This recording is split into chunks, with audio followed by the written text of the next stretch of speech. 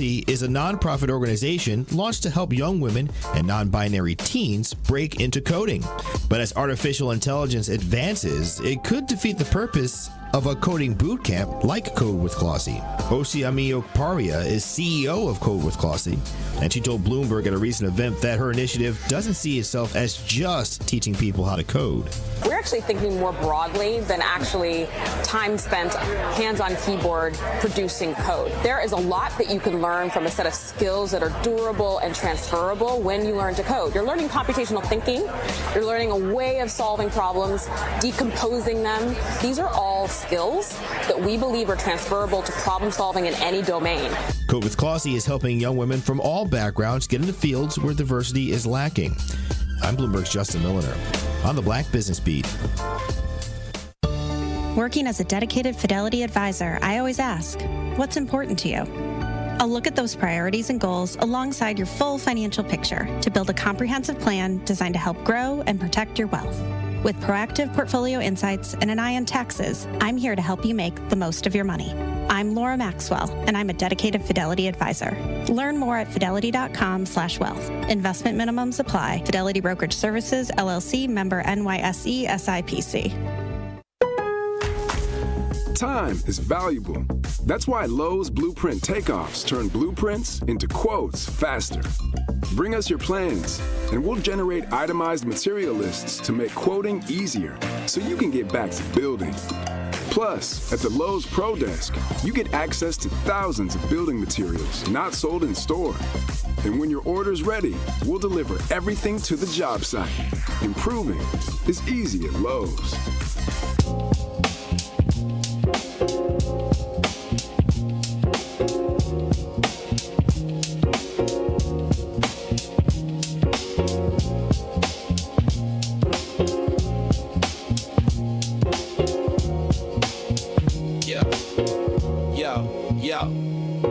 He steps to the mic with a boom, ping, ping.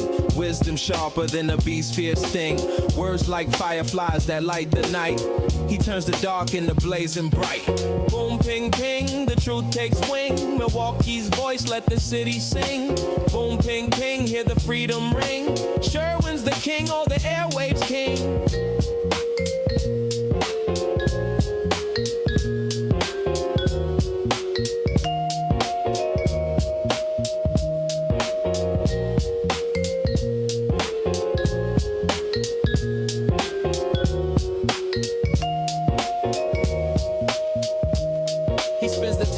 Shake the ground, unveils the truth where lies abound.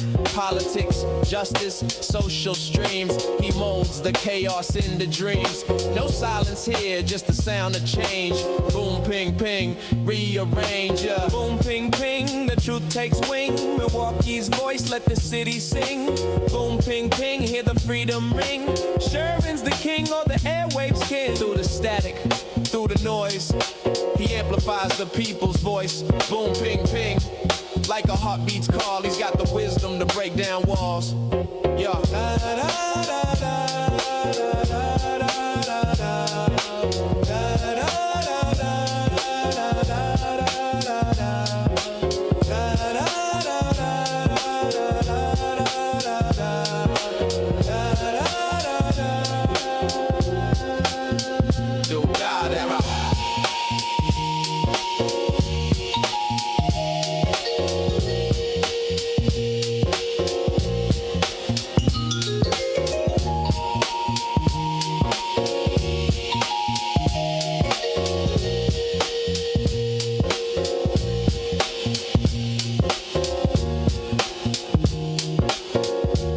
Good morning.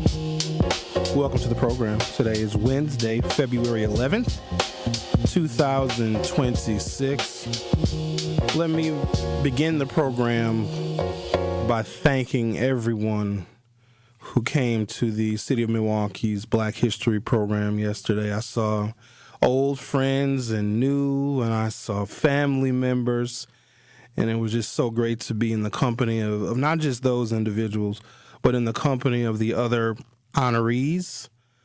The Living Legend Award was given to first and former Black mayor of the city of Milwaukee, Marvin Pratt, and first and former black county executive of Milwaukee County, Marvin Pratt, and to be in his presence anytime is always an honor, whether myself and other friends and colleagues were being honored for Black History Month.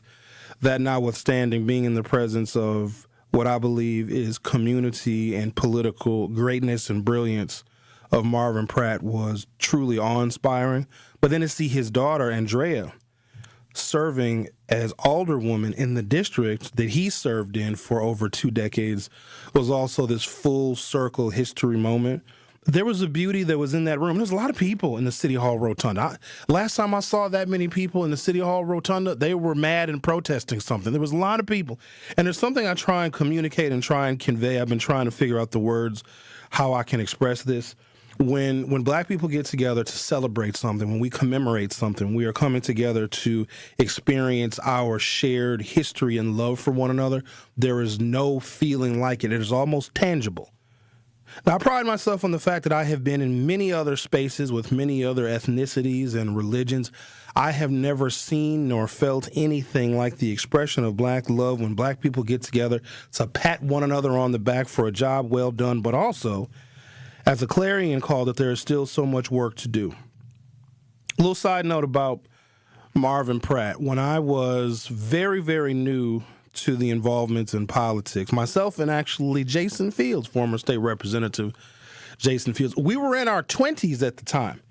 And Marvin was Common Council president, and he took myself and Jason Fields under his wing. Now, here's what we used to do. We used to go to lunch. Marvin would buy it, of course. We'd go to a place called Junior's. Remember Junior's on Green Bay? I don't know what Junior's is now. I think it's just a parking lot. And he downloaded to us everything that he learned and he knew, not just about politics, but how you operate in this city. Because Milwaukee is unique because its segregation has created patterns that still continue to duplicate and replicate themselves year after year, generation after generation. So you can't just be an elected official. You are an elected official in this city, knowing and understanding that we live in this box that has continued to duplicate and replicate itself. At the end of the day, it has harmed black and brown people. So I remember being in my 20s, and Marvin was Common Council president, and he was a tremendous mentor. And I've had a lot of great mentors over the years.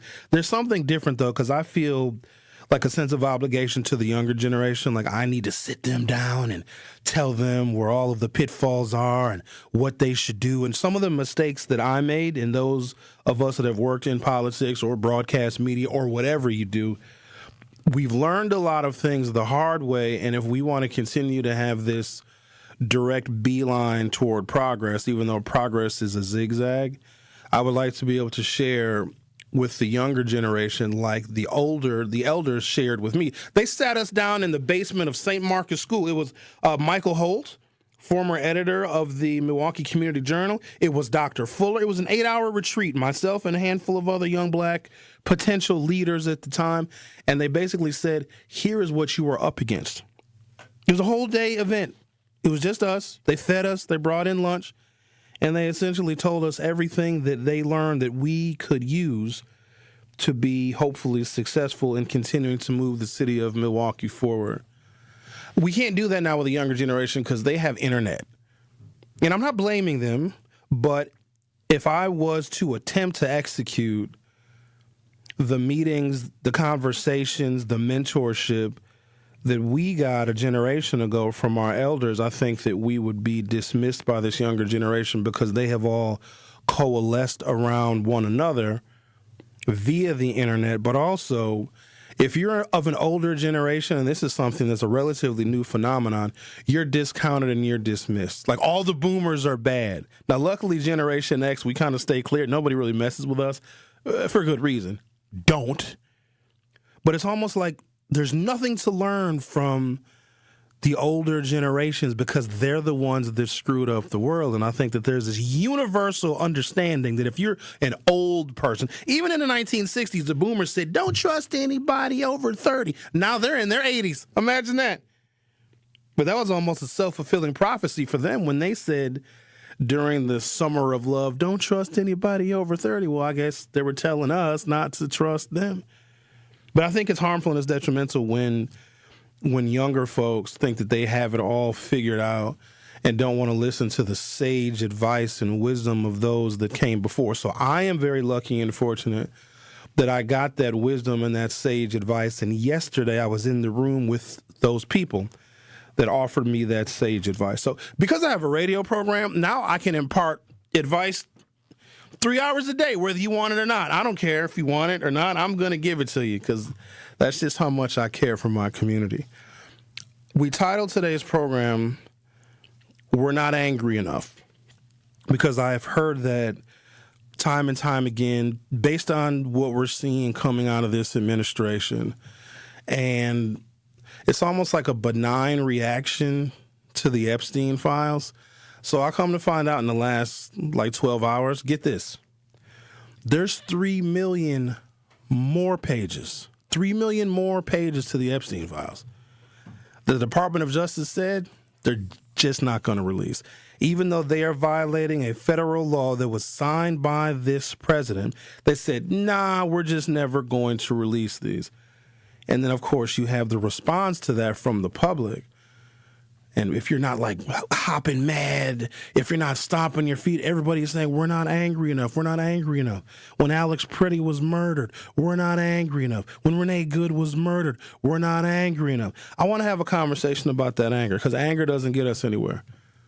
This system that we are in, the one that can be very oppressive, it oppresses black people and women, and we see what it's doing to our Latino brothers and sisters. They're even trying to oppress Bad Bunny. I want to learn Spanish better. I do. I'm so inspired by him in the Super Bowl performance. It's beautiful. But all this oppression that's going on, we're not angry enough. The system doesn't respond to anger. If it did, black people never would have been slaves because I'm sure some of us were mad. Some of us probably like to work in the sun. Not me. I would have been a terrible slave. But the system is designed to absorb our anger. Speech is free, and it's something that we pride ourselves on. In fact, I work in an industry that, it used to be protected by the Constitution. Now the Constitution is optional. Freedom of speech is almost inconsequential because power doesn't have to answer to it. And I want to have a really deep and detailed conversation about that because the anger that we have and the anger that we're supposed to have and the increased anger that everybody is expecting because of what we are seeing is not going to move or change the system. And I do want to talk about things that will.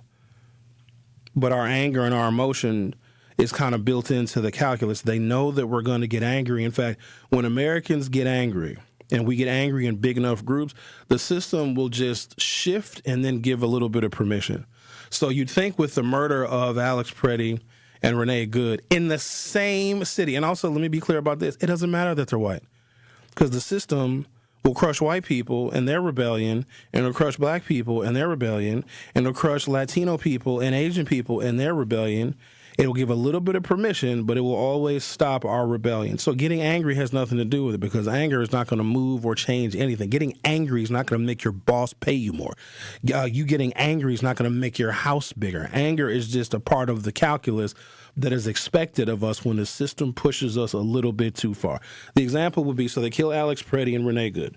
ICE didn't leave. You would think that would be enough. If white supremacy really is what it's supposed to be, killing 2 white people, ICE would have been defunded, right? No, they just sent the troops somewhere else. And I want folks to understand that the white supremacy that far too many black people live in fear of, so don't live in fear of it because it's based on ignorance, and ignorance is easily defeated. That's why I talk about education so much. But even if white supremacy is a fallacy, if enough people believe it, then it becomes reality. But just know this, and I think white folks are starting to realize this now too. When they shut the government down, what was that, last year? I don't know when it was. Yeah, it was last year. And white folks panicked when they lost their food stamps or their food stamps were paused more than us. I knew our community was going to eat. I wasn't worried about that. White people and white supremacy can't ride on top of the wave forever, and I think they're starting to see that. I don't even fear like some rebellion where the South rises again and these, Confederate militias come up because Donald Trump is encouraging that. They would destroy one another. Even if they said, we're going to take this country back and we have a whole bunch of guns. Guns don't even matter, ladies and gentlemen. Let me tell you why the guns don't matter. Because if us having the right to bear arms was a threat to the system, they would have taken our guns a long time ago. The guns that we have are only a threat to us so that we kill one another. The bullets that we have in our civilian guns can't reach where power lives. You think your AK-47 could have reached Epstein Island? It can't reach that far. We are dependent on a system that has an inordinate amount of control over us. And even, let's say, a big white militia said, we're going to kick all the blacks out of here and we're going to take over the state of Mississippi because Donald Trump is president. That rebellion would get crushed, too, because all the government would do is just cut off insulin, freeze your bank accounts, stop your internet access. Health insurance would no longer pay the claims if someone rebelling against the United States went to the hospital, and hospitals would stop taking new patients of people that were involved in an American insurrection. There is no rebellion, and there will not be one. Let me tell you why. All you got to do is cut off dialysis centers. I got some information I'm going to share with you later. Since 1970, right? Oh, it's just incredible. Fascinating information. The prevalence of type 2 diabetes since high fructose corn syrup has been introduced into the American diet, and it's in everything. The prevalence of type 2 diabetes has increased by 1,000%. So let me just give you this. If you all decide you want to form a rebellion, maybe against the United States, maybe you want to have a rebellion against black people, whoever you're angry, you want to have a rebellion against Latinos, all they have to do is cut off your insulin. Rebellion will be over in 10 days. So we're going to chat today. We're going to have a little conversation, chat about some things. You're listening to The Truth with Sherwin Hughes. Title of the show is We're Not Angry Enough. Go to youtube.com or open up your YouTube app from your smartphone or other mobile device. Search 1017 The Truth or The Truth with Sherwin Hughes. Hit subscribe and you'll be able to view the program on YouTube and also participate in the YouTube chat. Don't go anywhere. I'll be right back.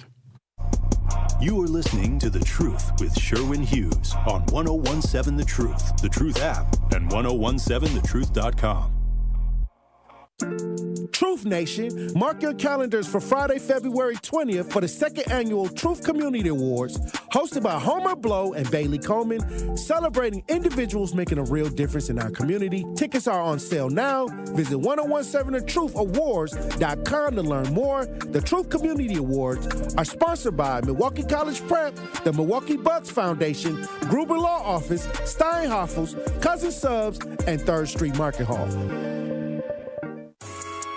This is your Milwaukee Public Schools City Conference basketball weekly update on the new 1017 The Truth. Two big results to recap starting on the boys' side in the gold division. The Milwaukee Bradley Tech Trojans defended home court in a major way, blowing past the Milwaukee North Blue Devils 86-42. Senior Jakari Smith put on a scoring clinic, pouring in 43 points as Bradley Tech controlled the game from start to finish. With that win, the Trojans improved to 7-4 in conference play and keep themselves firmly in the top half of the division down the home stretch of the regular season. And now to the girls as the Milwaukee King Lady Generals locked it up Tuesday night at home versus Golda Meir, pulling out a tough 68-60 victory. Senior Naomi Wilson led the way with 27 points, and that performance officially clinched the gold division title for King. The Lady Generals finished the regular season in 18-1 overall and 13-1 in conference. This has been your Milwaukee Public Schools City Conference basketball weekly update. MPS proud and MPS strong.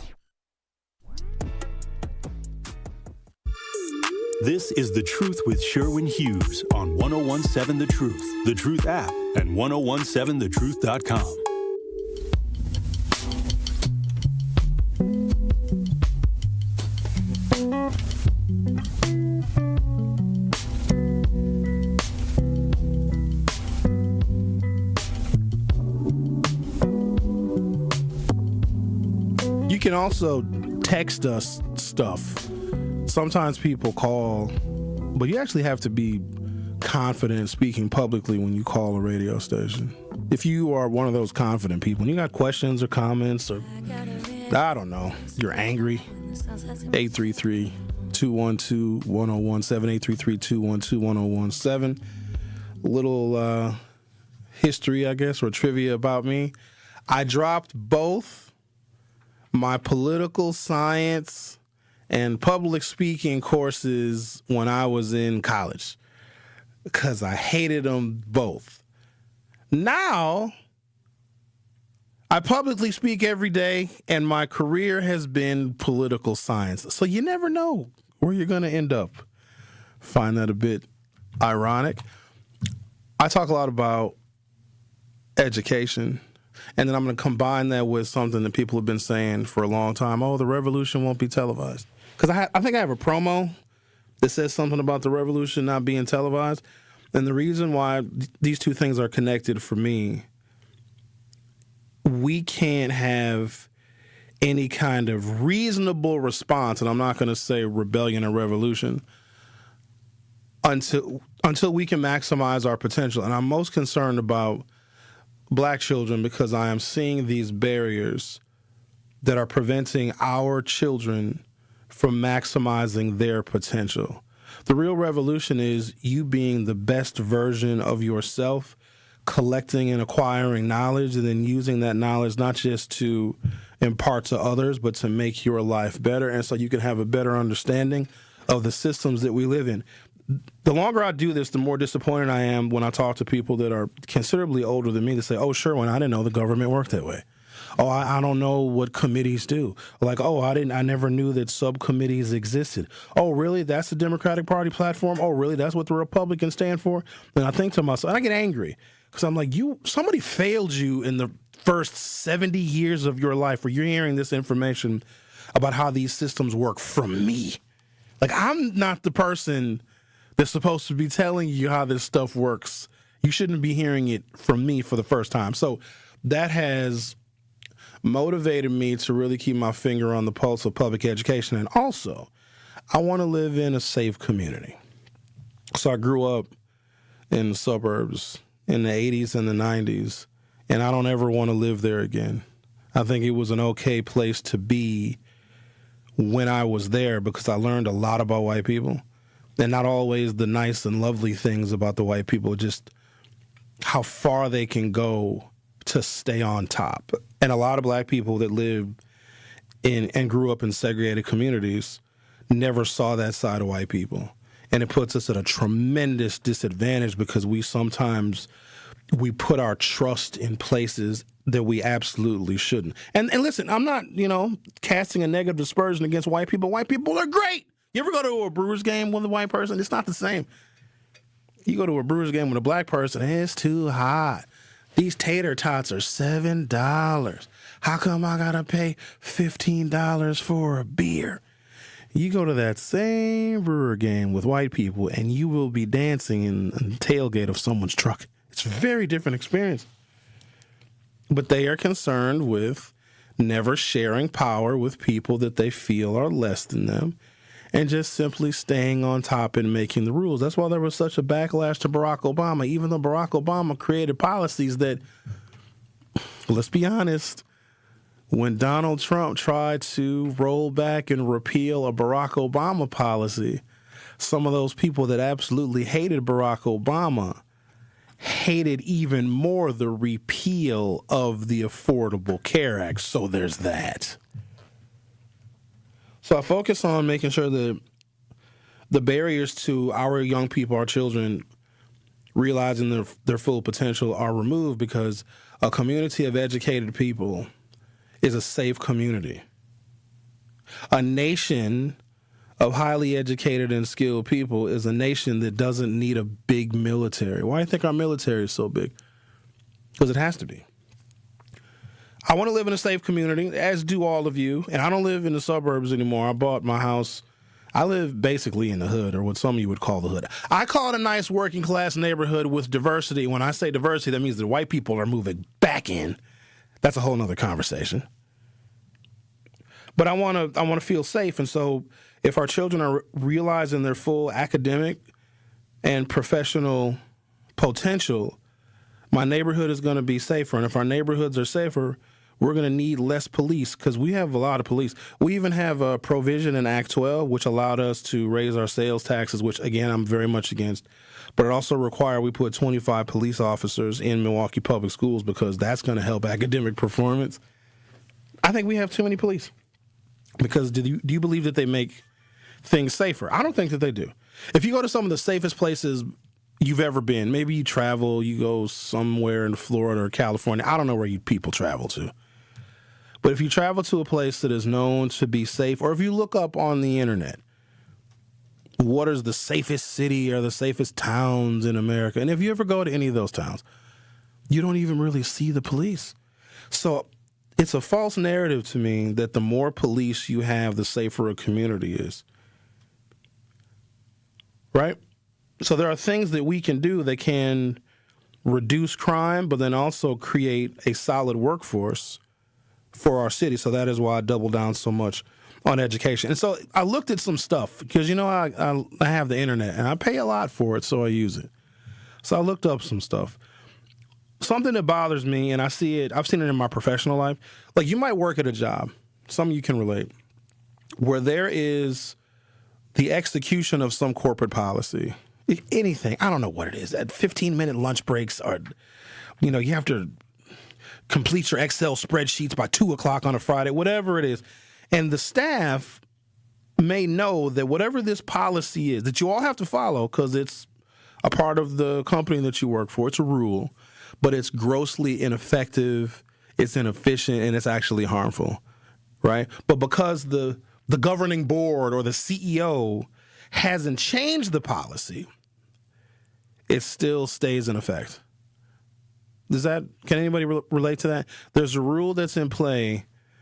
It's a bad rule because it's ineffective, it's inefficient, all the employees hate it, but you still have to do it. You still have to follow the rule because no one has gotten around to changing it yet. And so I took a little look at MPS because I want to make sure, because we're paying a lot of money for that district now. You're going to get $1 billion out of us. We need a little bit better. Now, I know it's a community effort, but one of the things that I charge myself with doing is providing information so we all can make better decisions. So I wanted to take a look at what policies exist within the district, because these policies are a barrier because they exist because they were once thought of to be a good idea, but time has revealed that these policies are actually harmful, they're detrimental, or they're not having the desired effect, but they are still in place in the district. They need to be repealed. They need to be revised because as time goes on, we see that policies that may have sounded like a good idea 10, 15, 20 years ago have proven to be ineffective and proven to be harmful. But the policies are still in force because the board has not yet repealed or revised the policy. And there actually are a couple of such policies that exist in the district that are ineffective, they are harmful, they are wrought with racial disparities. And here's the thing, we all know it because we've had study after study and consultant after consultant tell us that, these MPS policies are really harmful to students, yet the district still maintains them because the board may be consumed with other business, has not replaced or repealed these policies, and it's continuing to harm our students. Now remember, when our students are harmed, that keeps them further away from realizing their full potential. It also potentially could be a pipeline to prison, and that makes our communities less safe. And because the communities are less safe, what do we need? More police. More police does not make your community safer. More police increases the likelihood that black people will be arrested. Then a white supremacist says, black people are 78% responsible for all the crimes. Shut up. It's arrests because we're over police. It has nothing to do with guilt or innocence. It gets so boring having to say the same thing. But also, if your cultural idol is Kid Rock, then we don't really have a lot to discuss anyway. So I'm going to take a break, come back, give you guys a couple examples of, and these examples exist everywhere. It could be local government, county government, city government, state or federal government, where there's a policy, there's a law, there's an ordinance on the books, and it doesn't work. It's ineffective. It's inefficient. It's harmful. It's expensive. And it's been proven so time and time again by all these consultants, yet the ordinance, the policy, the law is still being enforced, even though it has been realized as ineffective, and we're just stuck in this spiral. It's never-ending feedback loop of underperformance. Take a break, come back, chit-chat a little bit. I was honored by the Milwaukee Common Council during their commemoration of Black History. So was Homer Blow. Except Homer Blow didn't know until the day of. I knew like 2 weeks ago. So, sorry, Homer. The Truth with Sherwin Hughes will be right back. Don't touch that dial. The Truth with Sherwin Hughes will be right back on 1017 The Truth, The Truth app, and 1017thetruth.com.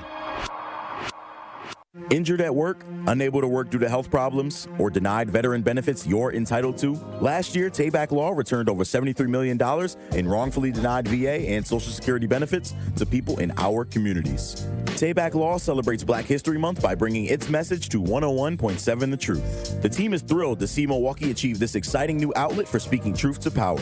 And Tayback Law is always ready to fight for you. Call Tayback for the payback. TaybackAttorneys.com. Here's a dose of reality. Driving under the influence of prescription painkillers is just as illegal and just as deadly as driving drunk. In fact, there are nearly 2,000 drug-related crashes every year in Wisconsin. Help prevent drug driving, and let's achieve zero preventable deaths on Wisconsin roadways. Driving on pills kills. Sponsored by the Wisconsin Departments of Health Services, Transportation, and Justice. He's the voice for the people and the community's connection to change. Sometimes justice looks different to me. Do you want them in jail for murdering Corey Stingley? Yes, you do. Do you want them to go to trial for what they did and go through that process? Hey, you know. But at the end of the day, the men that took Corey Stingley's life, something happened to where they have to accept the fact that they did that and that they have to be labeled a murderer for a certain length of time and when it was nothing, I think that was a huge thing that happened when you had to climb mountains to get to this point. 13 years? The Tory Lowe Show, weekdays from 1 to 4 p.m. Live on YouTube and right here on 1017 The Truth. Day one, diagnosis day. The hardest day. The day you hear, I'm sorry, this is a type of blood cancer. But day one is just one day. At the Leukemia and Lymphoma Society, we are here to help you move past day one. On day 45, I discovered an online community who shared great tips for in-treatment care. I missed a lot of school during treatment, and LLS helped me keep up. We are here for you. We exist for everyone fighting leukemia, lymphoma, myeloma, and other types of blood cancer. On day 185, LLS helped me file my insurance claims properly. Day 5,840 and counting, and I'm still in remission. To learn more and get help on day 1, day 2, day 983, or any day, please visit LLS.org or call 1-800-955-4572. That's LLS.org, 1-800-955-4572. This is The Truth with Sherwin Hughes on 1017 The Truth, The Truth app, and 1017thetruth.com.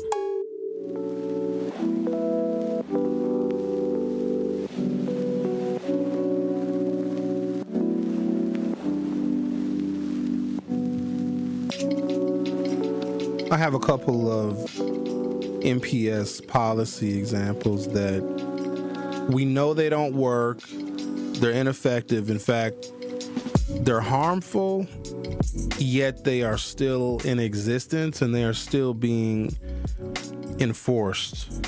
And so you might even have a policy where you work that all the employees know, the people that are in charge of or have the charge of enforcing or implementing, like maybe a certain customer service policy, and the people that are working for whatever this company is and have this really bad customer service policy, they know the policy is bad because they keep getting yelled at by customers, and customers are saying, yeah, this policy is terrible, or their return policy is is terrible. Yet you still have to enforce whatever that rule is because nobody has gotten around to changing it. There's a segment that I'd like to do, I don't know, maybe today. Who knows? I say I'm going to get to a lot of stuff and never do. So maybe I'll get to it today. Because I think that we're confused about this infinite power that corporations have. And we're wondering why they're not curtailed, why they don't, I don't know, pay more taxes or whatever. Corporate power, just an FYI. So we want to like shrink their power. They have less like legitimacy in America, and they shouldn't be able to harm people. Like when a Walmart closes, we get very emotional to that. Corporations don't care about your emotions at all. We can even go back to when we have factory and manufacturing jobs that employed just blue collar people, and lives were better. People were working. Dad could go to work, and mom wouldn't even have to go to work, and they could get a pension. They could buy a house. There's these great factories and all this production and manufacturing. And then the companies started to close and they started to move overseas, and people were like really hurt by that. Like, oh, you don't care about us. No, they don't. When corporations expand their power, the law accommodates it. So we see corporations getting too big and too powerful. And, oh, it's not fair that this Walmart is closing because 150 people are going to be out of work, and where are people going to get their groceries and their items, and there was a pharmacy there, and where are people going to get their medicines? Walmart doesn't care. They can do whatever they want. They don't respond to emotion. You can get angry. You can even protest. That's not going to change anything. So there's a deeper dive I want to go to because I just want people to have a better understanding of the animal that we are dealing with. And we think that our anger and our emotions is going to change something. There's 3 million Epstein files that we'll never see because they're really bad. Now, some of the stuff that's been released, really bad. These are worse. And here's the thing about that. 3 million is a lot. A lot. All it takes is just one paragraph of something that was done to a child that should be enough. Imagine how many single paragraphs of atrocities and deplorable things are in those 3 million files. Just a single paragraph, maybe even a couple of sentences that describes an action that was taken against someone who was vulnerable would turn American stomachs. Remember this, there's 3 million pages that Pam Bondi said, yeah, we're just not going to release them. Yeah, we know that it's federal law that they be released and unredacted, but we're just not going to let you see these. And then we're wondering, like, where's the accountability? The system that we live in, there is no accountability. It makes its own accountability. That's why nothing is happening to Donald Trump. There's a bridge that both Canadian and American workers built between Detroit, Michigan, and Windsor, Canada. For those of you that have been to Detroit, Toronto is literally right across a river. And so there's a bridge that was a $4 billion infrastructure project. Thank you, Joe Biden. And so the bridge is set to open, finally got completed. $4 billion project that is going to open up trade and commerce and travel and tourism between the United States and Canada. Our neighbor to the north, basically America's hat, Canada, our number one trading partner. And this is going to open up like billions of dollars of new revenue for both Canada and the United States. Trump said he's going to close the bridge because Canada's not being very nice to us. Now, remember, Donald Trump also said he wants to make Canada the 51st state. You know how infuriating that is to the Canadian people? Like how disrespectful and condescending that is. They're their own sovereign nation. Trump is like, I think we're going to make them the 51st state. That's like Donald Trump coming up to one of you. No, better yet, that's like Donald Trump going up to Kamala Harris and said, Kamala, I think I'm going to make you my fourth wife. No, I like the way you walk. You're going to be my fourth wife. That's very offensive. Or even worse, that's like Donald Trump coming up to me and saying, Sherwin, I want to make you my fourth wife. I would get a prenup. No, I'm kidding. I wouldn't. That would be gross. That would be disgusting. So I got a couple of policies that are currently enforced at NPS that have been proven harmful and ineffective, but they are still there. One example is the continued enforcement of zero-tolerance discipline policies. In many public schools, including in the Milwaukee public school system, these policies mandate predetermined punishments such as suspensions or expulsion for specific violations without consideration of context or intent. Research has demonstrated that such approaches do not reduce school violence or improve safety. Instead, they exacerbate issues like academic disruption, increased dropout rates, and disproportionate impacts on students of color, contributing to the school-to-prison pipeline. So I'll reiterate this again. I want our school system to do its level best to maximize the academic potential of the children that attend those schools. And of course, I support charter schools, and of course, I support parents that can't afford to pay the high tuition of private schools, that the state should pay that child's tuition, because guess what? White folks that value education, that have the money, they get to send their kids to private schools, and they want that tuition to be a barrier of segregation, but I'm on to them. That is why so many liberals and progressives are against what they call the voucher program, because they are sending their children to private schools and they are shielded by their money, right? They think that the tuition that they pay is going to keep the poor black kids out. These are liberals now. I just want you guys to know that there is racism amongst the liberals as well. And also, please stop thinking that a political party, either one, is going to make your life better without you putting in a hell of a lot of work and effort. What I want a political party to do is look at the law. Where are laws that are on the books still harmful and wrought with exploitation and disparity, and remove the law, like lower the barrier to my success, but then I'll jump over the lowered barrier. What some people think, especially if you're a black person, and think that, oh, I voted for all these Democrats and nothing has changed. Those black people think, okay, if I vote for a Democrat, they're going to reduce the barriers to zero and then pick me up and carry me over the barrier, because if I vote for a Democrat, that's what's supposed to happen. And then people realize, like, wait a minute, I actually have to walk across or run across or jump across or climb across the barrier that is a little bit smaller. And when people don't want to do that because they don't want to put forth any effort, then they blame the Democrats for not doing enough. Political parties are not going to solve all of our problems. They can make problems worse, but at the very least, we want them to stop the bleeding, stop the hemorrhaging, so we can bandage ourselves up and hopefully move forward.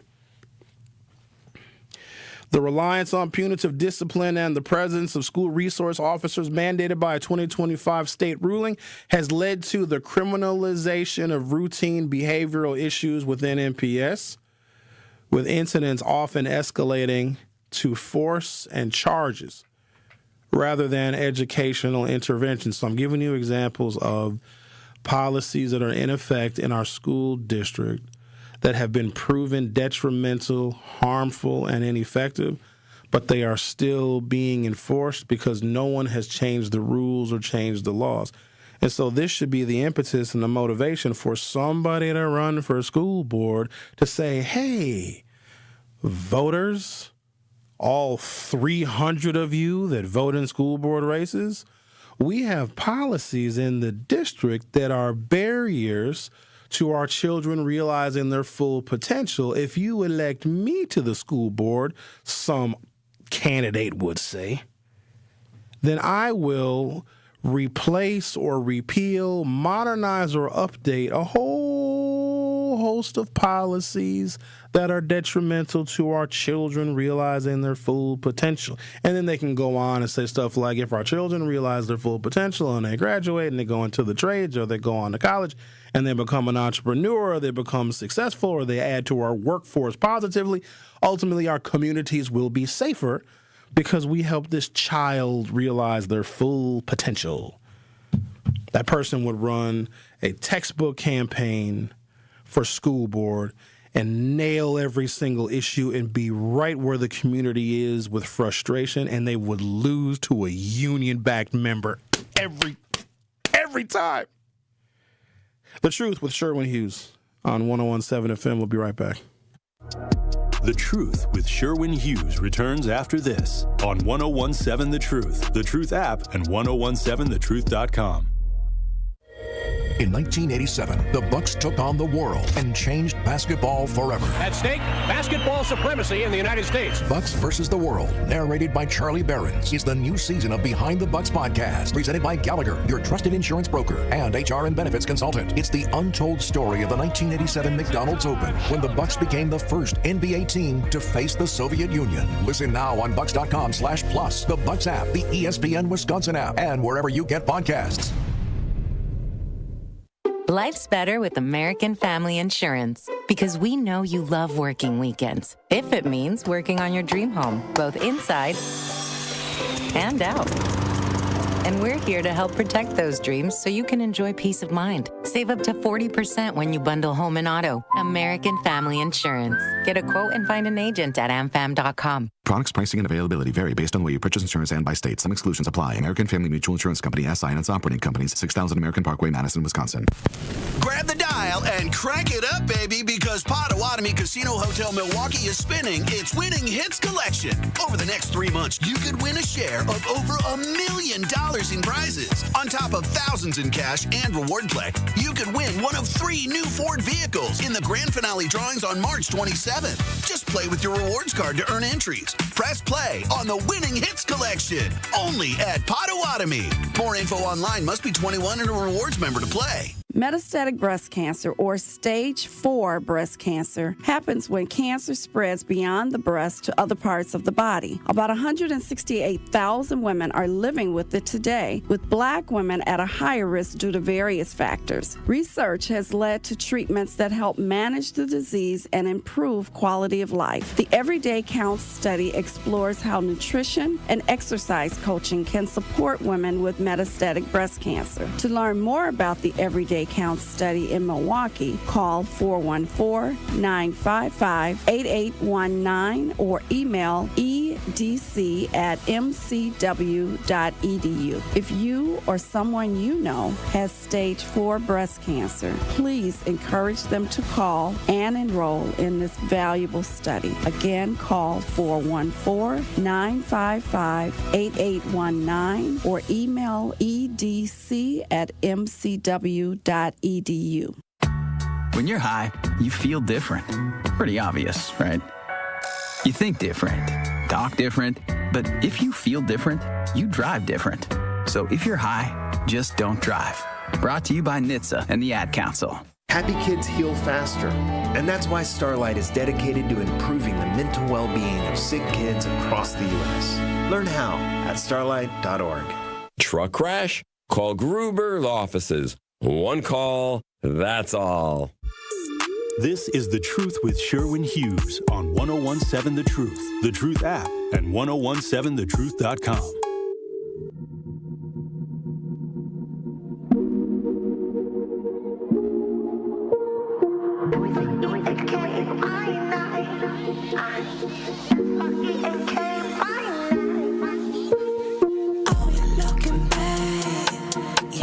Our telephone number is 833-212-1017, 833-212-1017, because people keep asking for it. I say it 20 times a show. Write it down one time. Put it in your cell phone, but don't text it when you've been drinking. Hey, 1017 The Truth, what are you wearing? Don't do that. Don't. I'm going through a list of policies that have been proven ineffective, detrimental, or harmful, yet they're still on the books and they're still being enforced. And it's not always state law or local ordinance or federal law. Sometimes it's a policy that's enforced at a company, at a corporation. It's ineffective. It doesn't work. It's a bad customer service policy. Maybe it's a really bad return policy, because the people that are on the front line that are enforcing that policy, because they work for the corporation and it's a part of their job to enforce this policy, even though the policy is bad, it's still on the books because no one has changed it, or the people who are enforcing that bad policy that are on the front lines are oftentimes the lowest paid and the least credible in a company. And it adds to a really high level of frustration. And I think Americans in general are really frustrated with corporations because how can a Walgreens just leave a community? How can that CVS that's been there serving that community for 20 years, a lot of elderly folks might go to that CVS because it was right in the neighborhood, they could walk to it. How do they do that? That's so mean. Corporations are almost perfect citizens. I have a list. Oh, this is going to shock you. Maybe I should get to it. The corporate segment I want to do because I just want people to have a deeper understanding.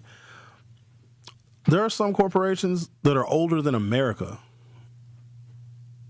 They have been around since like the 1600s. They're the perfect citizens because a corporation doesn't age, right? They keep going. Their charters keep getting renewed. They don't feel anything. Like they don't care if you're going to lose your job. Factories and production facilities and assembly lines, they don't have any emotion. They don't care. They don't necessarily break the law. They have the laws changed. They can scale infinitely. And costs to corporations where things like are getting more expensive are just basically consequences of doing business. So if the costs are going up, they'll just lay people off. But they're just like perfect model citizens because they just go on forever. They either follow the rules or they make new rules.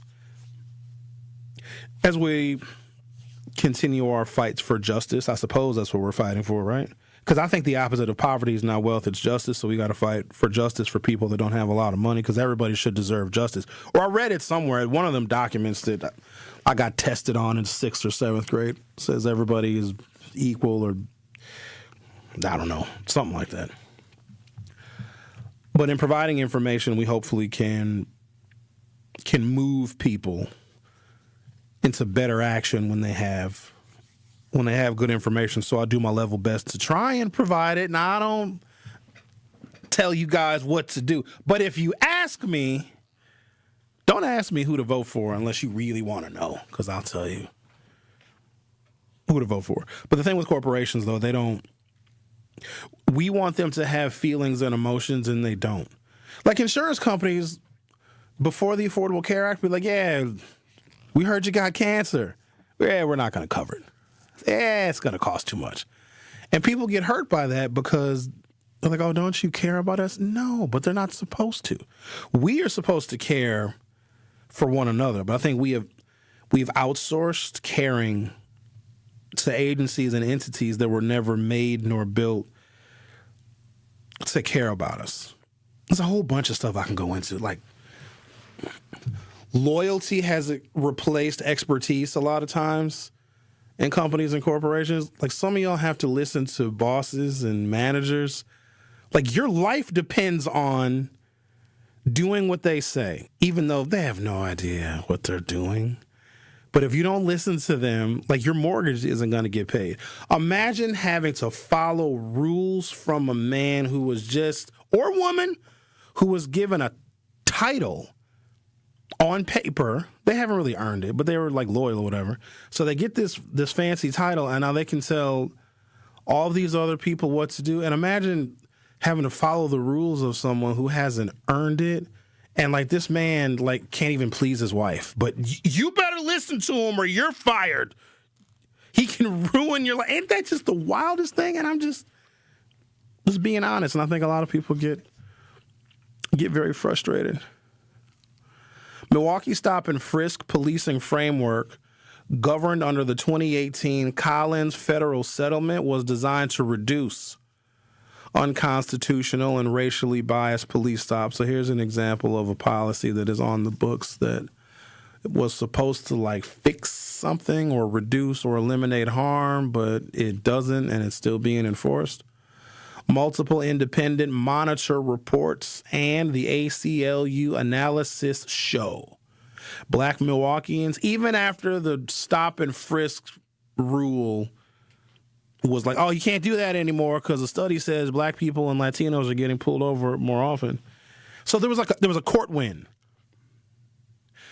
Sometimes we think that a court win is like a major monumental victory. No, it's not. A court win is just the system giving you permission. Hey, black people, Jim Crow, you can't sit in the front of the bus, and if a white person wants to sit down, you have to get up. We went to court. Court was like, yeah, black people can sit wherever they want because they technically pay the same fare as everybody, so they can sit wherever they want. We were like, yay, segregation on public transportation is over. But segregation still existed everywhere else, and in some cases, it got worse. In some cases, new segregation was manufactured to negate the win that we got. So when we get, like, women get the right to vote. Yay, women can vote. That's just the system giving you a little bit of permission so you stop complaining. But if we gain a right, and I think people need to really internalize this one, if people gain a right, another one will be taken away or disparity will be made worse. You're listening to The Truth with Sherwin Hughes, exclusively on 101.7 FM. Don't go anywhere. I'll be right back for hour 2.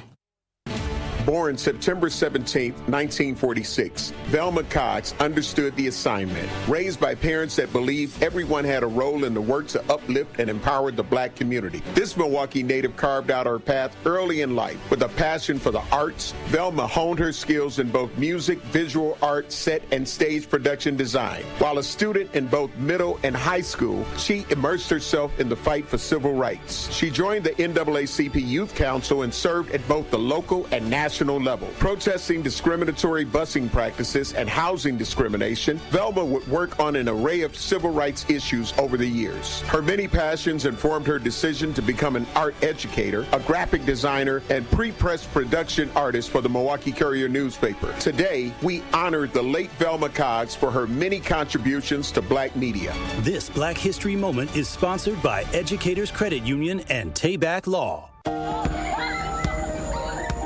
Do you hear that? And that? And that? Those are the sounds of a healthy and vibrant community. And to this United Way volunteer, nothing sounds better. They're the sounds of children being given greater chances to succeed in school. The sounds of neighbors receiving the support needed to overcome challenges, both big and small. They're the sounds of families gaining access to quality health care and nutritious food for their tables. And they're the sounds of members of our community who've benefited from United Way's financial education programs. See, wherever there's a need in our communities, there's a United Way. People working together to respond and growing the good for everyone. United is the way. So join us by getting involved or giving back. Learn more at unitedway.org.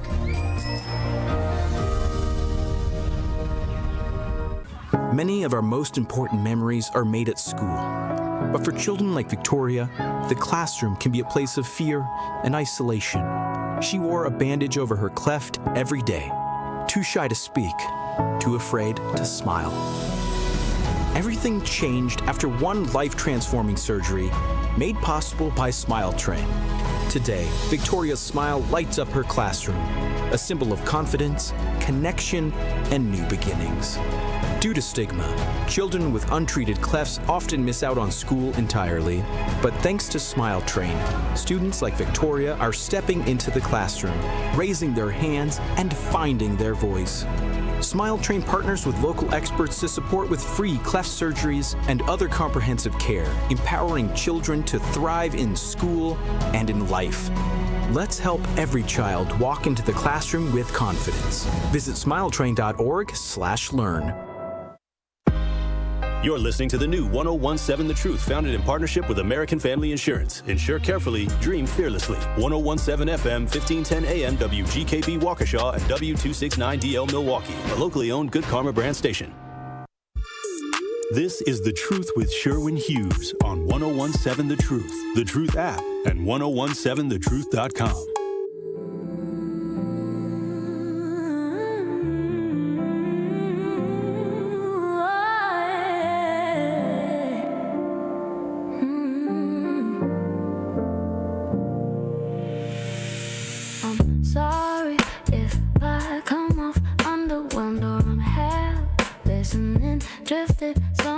Welcome to hour 2 of The Truth with Sherwin Hughes.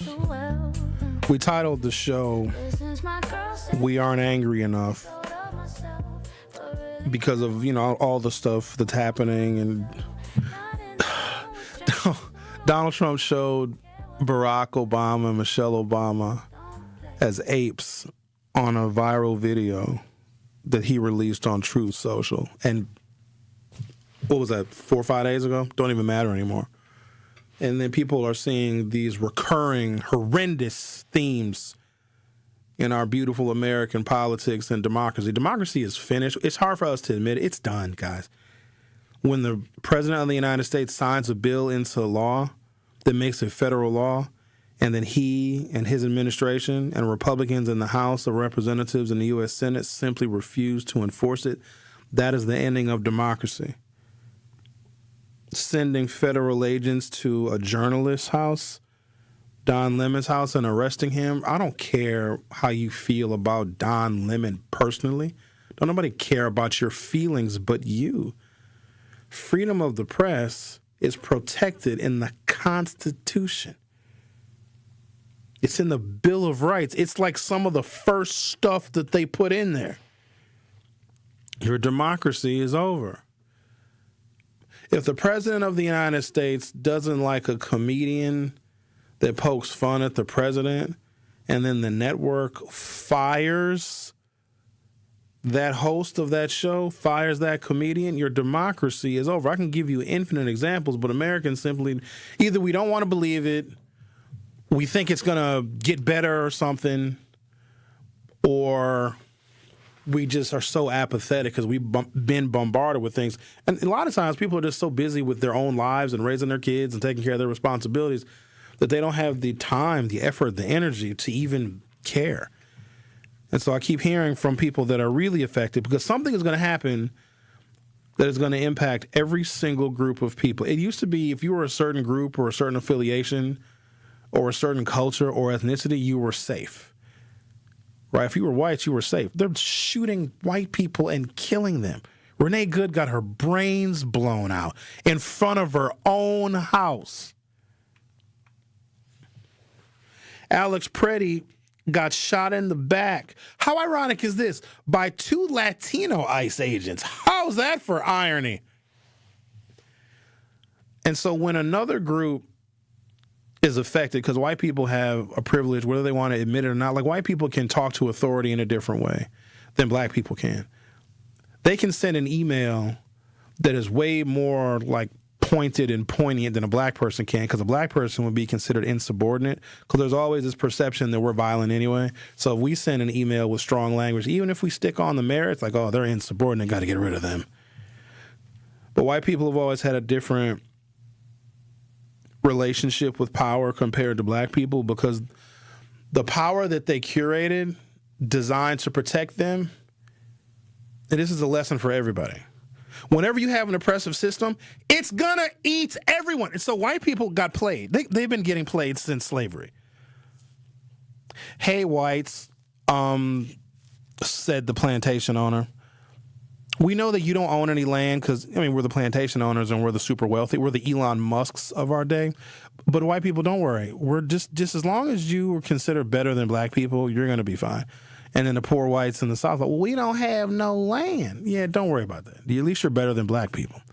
Well, we can't even get jobs as, carpenters and blacksmiths because y'all is having slaves do all them jobs that we would be doing and we would be getting a wage. Shh, don't complain, white people. Just tell you what, get a gun. Okay, and then if I get a gun, am I going to maybe get a job? Shut up. We'll hire a couple of you to watch our slaves, and if they run away, chase them. But get a gun. This is how white people got played, and they didn't even realize it.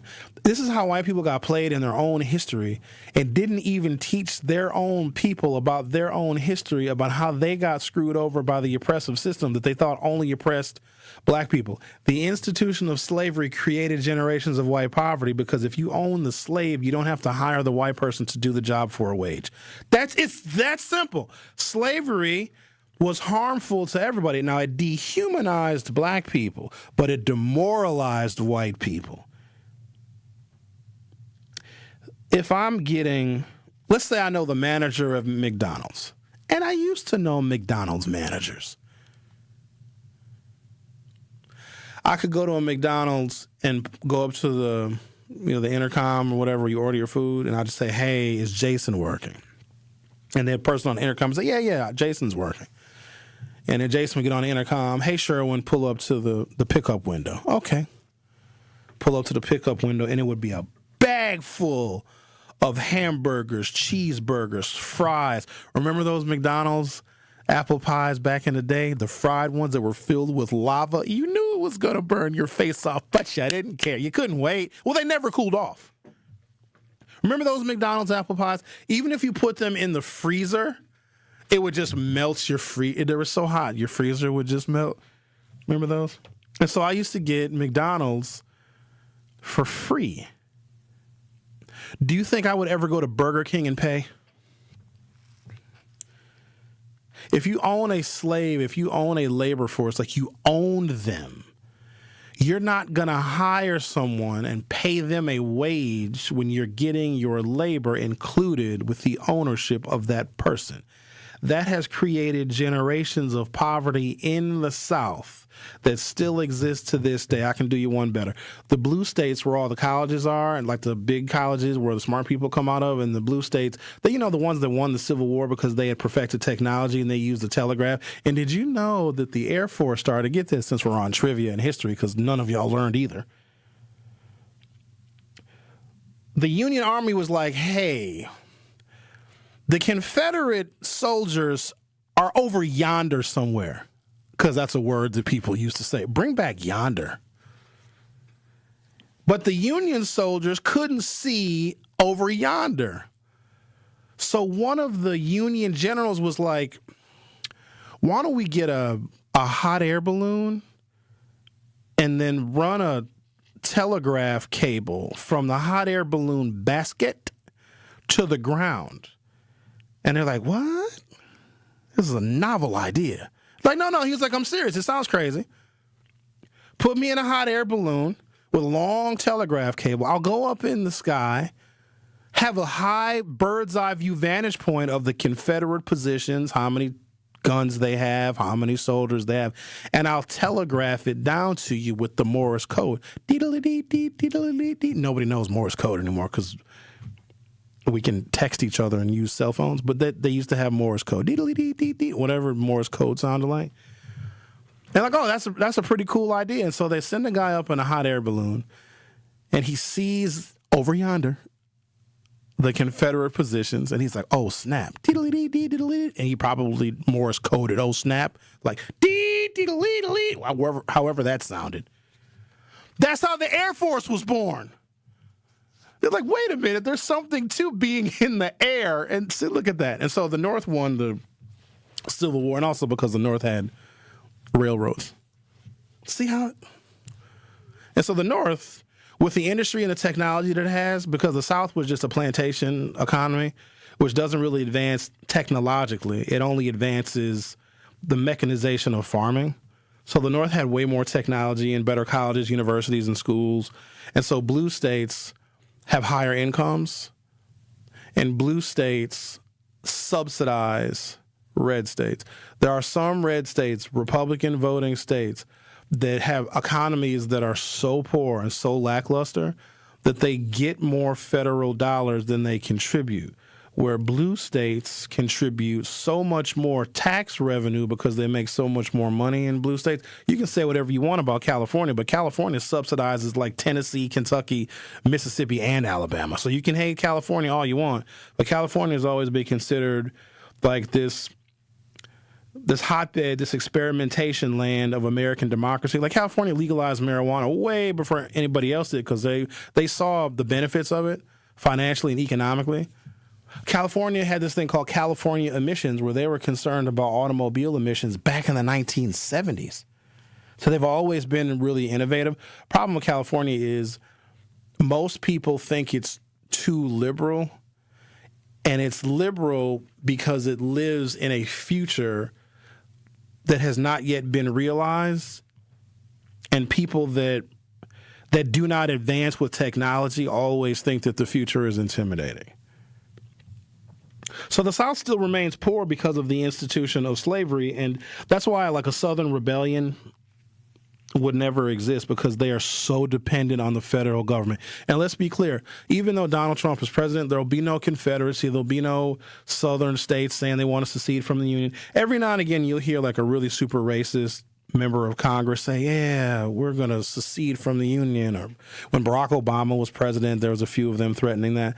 The federal government, no matter who was president, would stop that rebellion, because it would be unhealthy for our economic growth, and it would weaken us even further internationally if we had some kind of a civil war or a civil conflict. It feels like we're having one right now, but the system that we live in has the calculus already figured out. And know that Americans are no threat. We're not. We're no threat to the system. The system lives and operates, and what real power is out of the reach of any American gun. It's just going to continue. Continuity is how this system survives. So when there was the government shutdown in the fall and food stamp benefits were paused, like the money the federal government sends to the states, Southern states, red states that voted for Donald Trump were hurt way, way worse. Like I said up here in Milwaukee or even in other northern states, we would turn every social service agency, organization, every nonprofit, every MPS school. We have the infrastructure to feed people because we have way more resources locally in our city and in our county to deal with poverty. Southern states don't. So when southern states get resources to deal with poverty, it comes almost exclusively from the federal government, meaning blue states that send an abundance of federal tax revenue to Washington, D.C., are feeding southern states. So even if the South decided to rebel, the federal government would cut off its resources and half of the people would starve. I'm going to take a break. I'm going to come back. I want to give you another example of how the system that we live in has already considered all the different possibilities of how the American people would rebel, and they would just crush it. So even if you had like these armed militias, which I know some people are afraid, like, oh, these armed militias are going to start invading cities and they're going to take over, and these Southern Confederates are going to rise again. No, they're not. They wouldn't even attempt it. Or if they did attempt it, they would end up being so fragmented that they would turn on one another.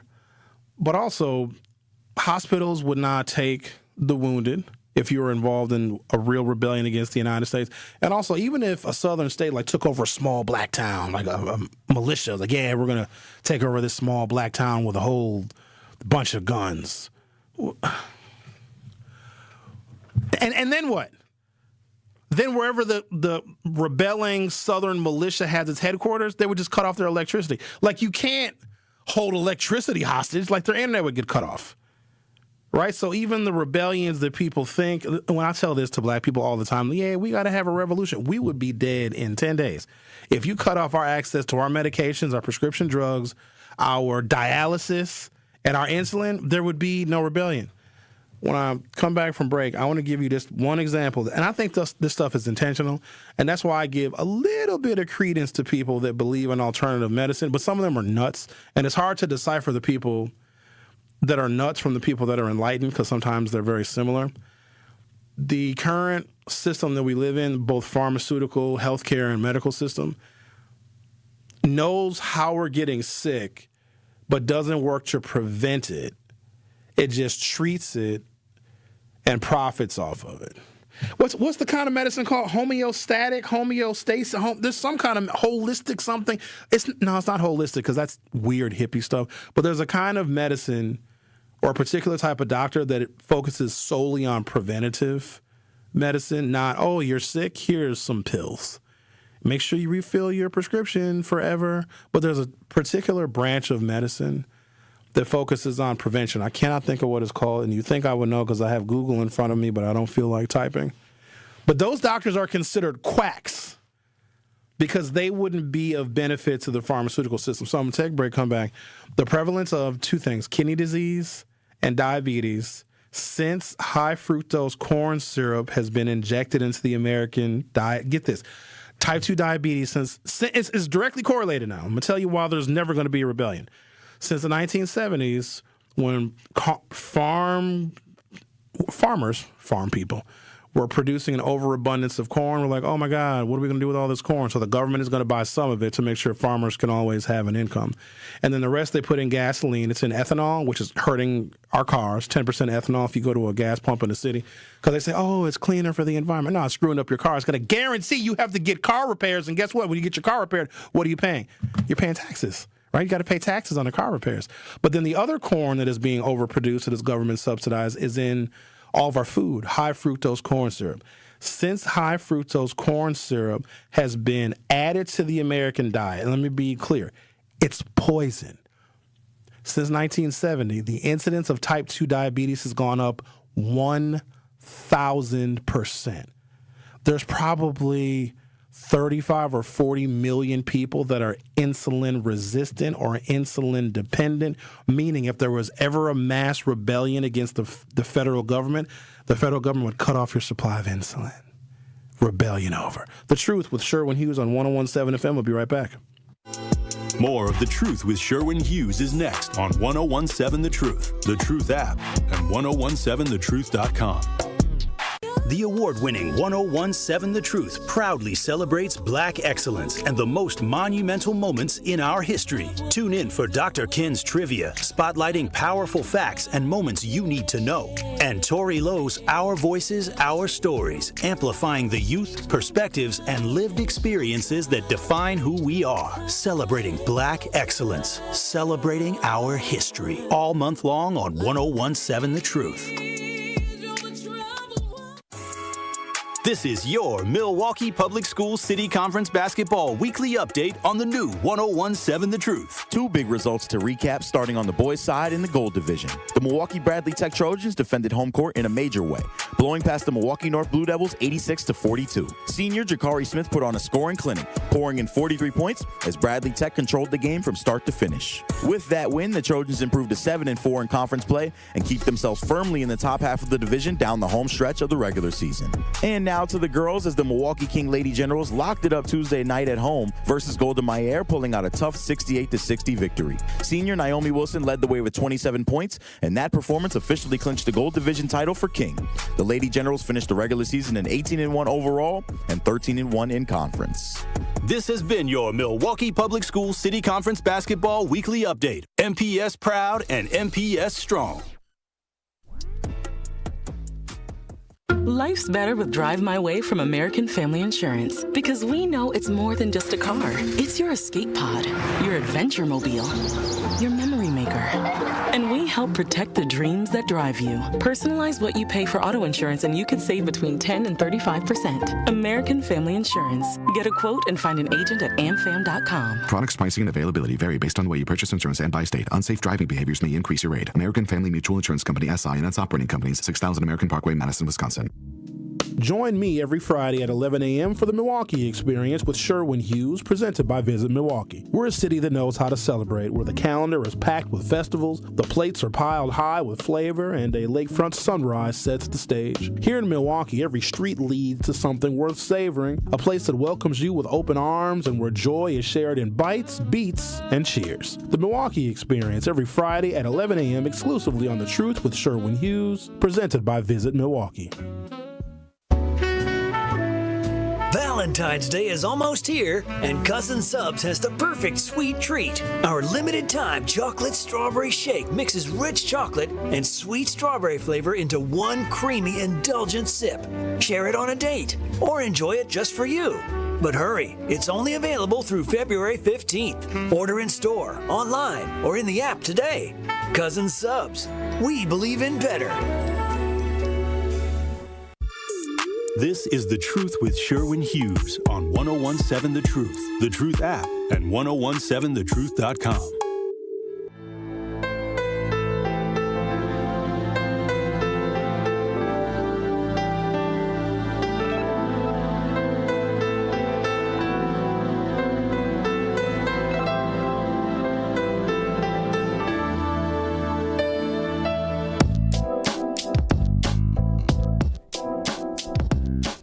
We as a nation are getting sicker, and I think that we are dependent on having health care coverage, because if you don't have it and you get sick in a nation that's getting sicker, it will financially ruin you. And God bless Bernie Sanders, and he should know better. You know, in Europe, they all have free health care. We got to have free health care. Bernie, shut up. You're telling people something that they're never going to get, and there's a reason why Republicans always want your health care to be equated to you having a job, mostly in corporate America, because corporate America, when it's fully employed, can be very productive and create a lot of profit, and make sure that Republicans that support the expansion of corporate America and take away all of corporate America's rules and change laws to benefit corporate America, that will be a never-ending supply of money to Republican legislators so they can stay in office forever. And when Republicans get the majority, you know what happens to America? This.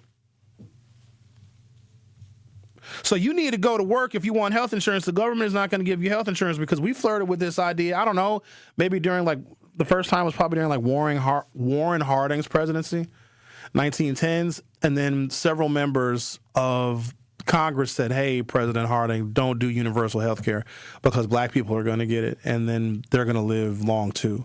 And so it got eradicated. There was another president, maybe FDR was also considering, because he gave away the farm. He said, the federal government will build housing and hire people during the Great Recession, and ultimately World War II happened, and that ended the Great Depression that we had. But FDR, because he was just giving away everything the federal government had to the people, he was approached with the idea of universal health care. Same thing. Yeah, black people are going to get it. So Lyndon Johnson comes in. He gave a bunch of stuff to black people. Not really. He used the N-word a lot, but he signed a bunch of stuff, so he's cool. Because you got white people now that use the N-word that don't sign any bills into law for black people. At least Lyndon Johnson signed stuff. They created Medicare. So when you get Medicare, there's this thing called the donut hole that some of you may be familiar with. And if you're not familiar with it, don't worry, you will be. It means that you've got to come up with 20% of your healthcare costs. Hold on, listen though. You've been paying into the system your whole life. Some of y'all started working at 14. Been paying in your whole life, right? But when you get your Medicare and your Social Security, I had a calculation somewhere. It's so bad. So the amount of money that you pay into Social Security, assuming you start working at, I think 16 was the age, you're never, not only you never going to get back, the way the federal government invests it, it's like you're owed like 20 times more money. If you put money in the stock market, which I'm not encouraging y'all to do because some of y'all will make bad investments, then you'll blame me. But if you put a similar amount of money or a smaller amount of money into the stock market, you would have like millions and millions of dollars, as opposed to some of y'all getting $2,500 a month. So it's not always cracked up to be anyway. So I always encourage people to do their research and to have private investments along with your Social Security. But there's this thing called the donut hole. And the donut hole was a very specific policy put into Medicare that says, okay, we'll cover if you're old and 65 or whatever the retirement age is. They keep creeping it up. You're going to get 80% of your health care coverage paid for by the federal government. Really, it's your money because you paid into the system for all these years, but you got to come up with 20% out of pocket, which is ridiculous. But you know why that was written into the law? Because African Americans have lower incomes, lower assets, less likely to be homeowners, and less likely to have equity. And they did the calculus on this. And if you require people that are senior citizens that qualify for Medicare to pay for 20% of their health care, even if 80% is covered by the federal government or by your Medicare, they calculated the number of African Americans that are going to die because we don't have the 20% and we won't go to the doctor. This is the country that you live in. Do you think that was an accident? Like, I just wish people were more, don't get emotional about it, because when I tell people this stuff, they're like, oh my God, the country is so racist. It's not that it's racist. It's just unemotional. We are emotional, and we think the country is going to change because we're emotional. What is the worst thing you can do, gentlemen, when a woman is mad at you? The worst thing she's yelling and screaming, completely emotionally dysregulated. Zach said, tell her to calm down. Don't even do that. Ignore her. Don't get frazzled. Don't respond. Don't yell back. just sit there. She will go into a rage that will at some point turn physical. The government does the same thing. We jump up and down and yell and scream. We fight. We protest. We might even burn a couple of things down. We'll do a little looting. Federal government does what? Sends in law enforcement and just waits until it passes. Even if so freedom of speech is another one. I think we look at it wrong. So it's not really free anymore because there's a lot of censorship going on.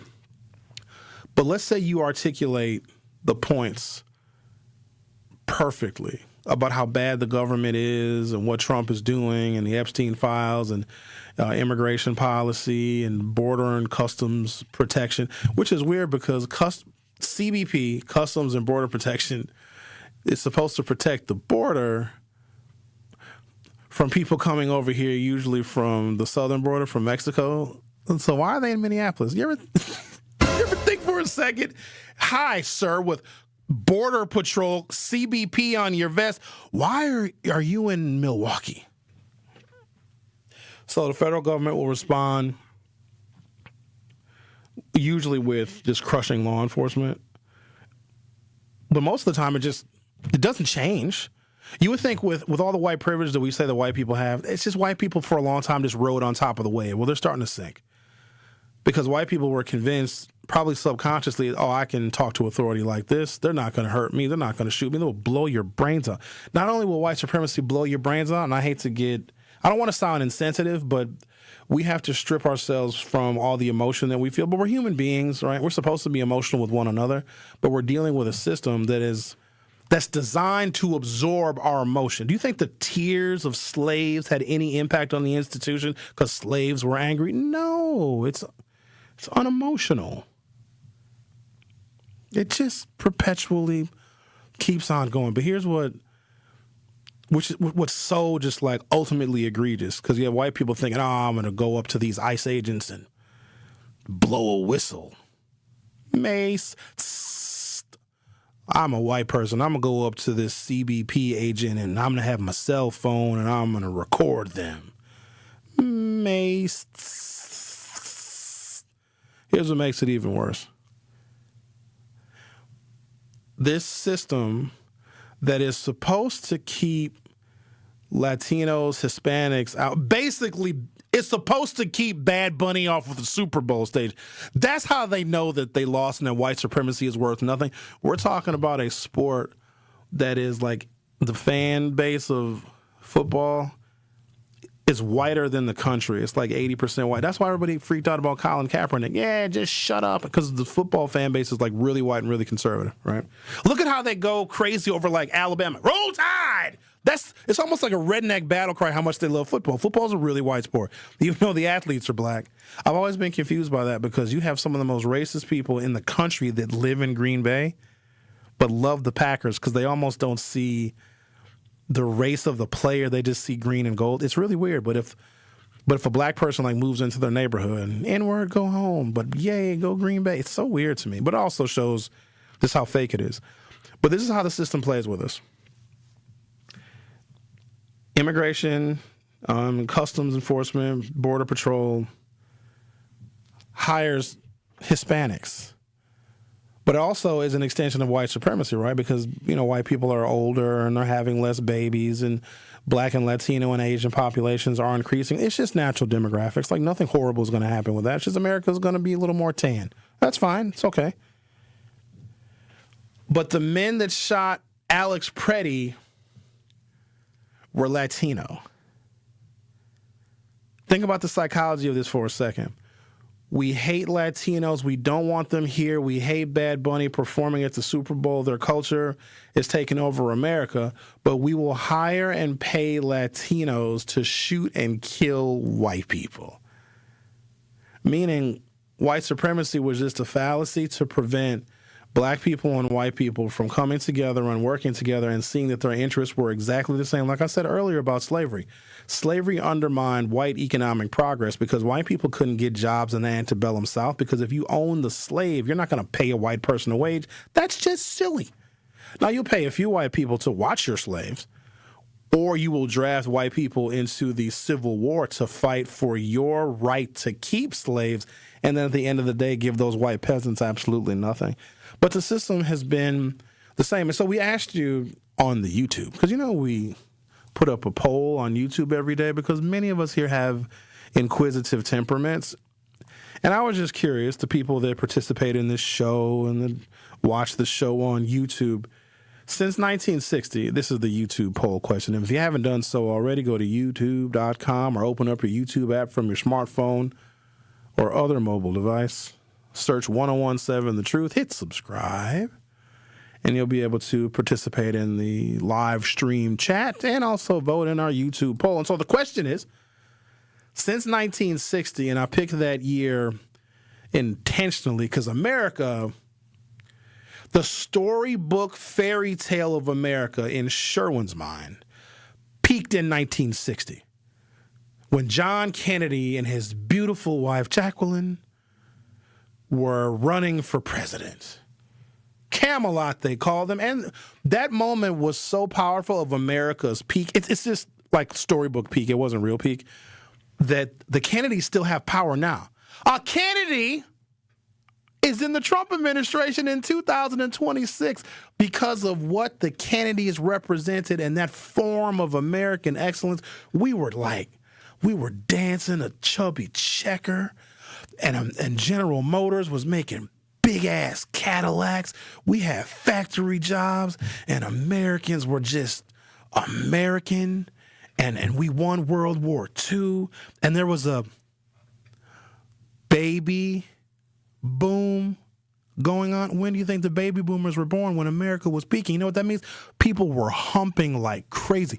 People humped so much, they created the largest population generation in American history, the boomers. And so we blame everything on the boomers because they were around for all of the downfall, right?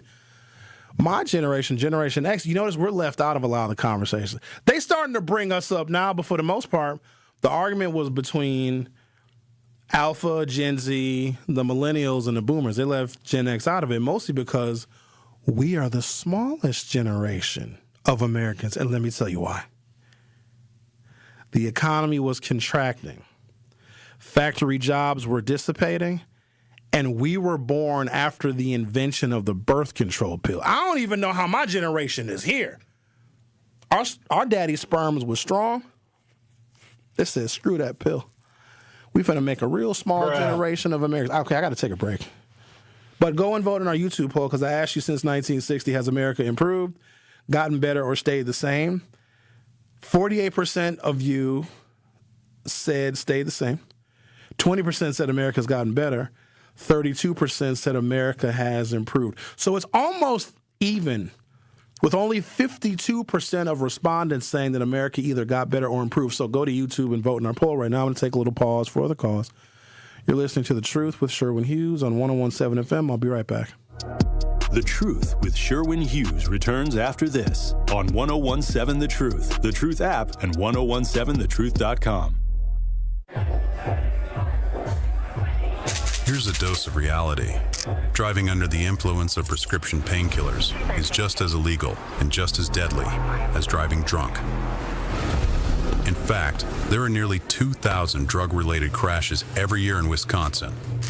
Help prevent drug driving, and let's achieve zero preventable deaths on Wisconsin roadways. Driving on pills kills. Sponsored by the Wisconsin Departments of Health Services, Transportation, and Justice.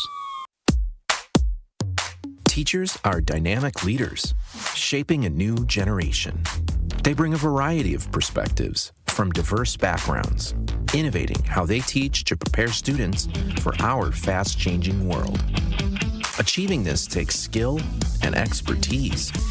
They're tireless explorers, creatively discovering a universe of solutions, telling stories, experimenting, inspiring, mentoring, connecting cultures, and connecting with each other. Leading by example. Experience the unique joy of helping students thrive.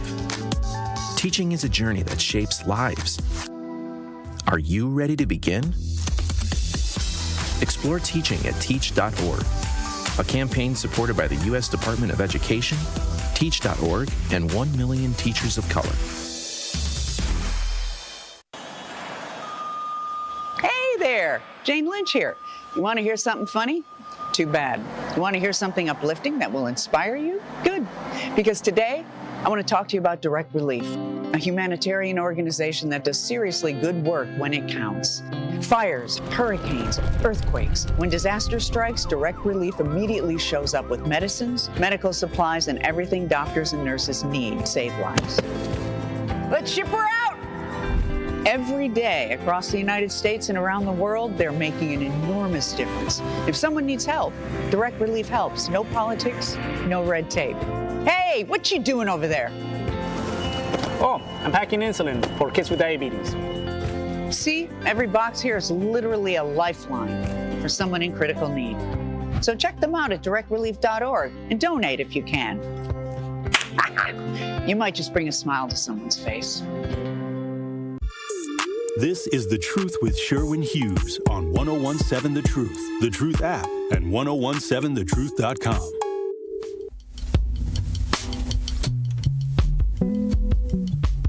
The award-winning 1017 The Truth proudly celebrates Black excellence and the most monumental moments in our history. All month, we're honoring the voices, the stories, and the achievements that have shaped our past, empowered our present, and continue to inspire our future. Tune in to Dr. Ken's Trivia, spotlighting powerful facts and moments you need to know, and Tori Lowe's Our Voices, Our Stories.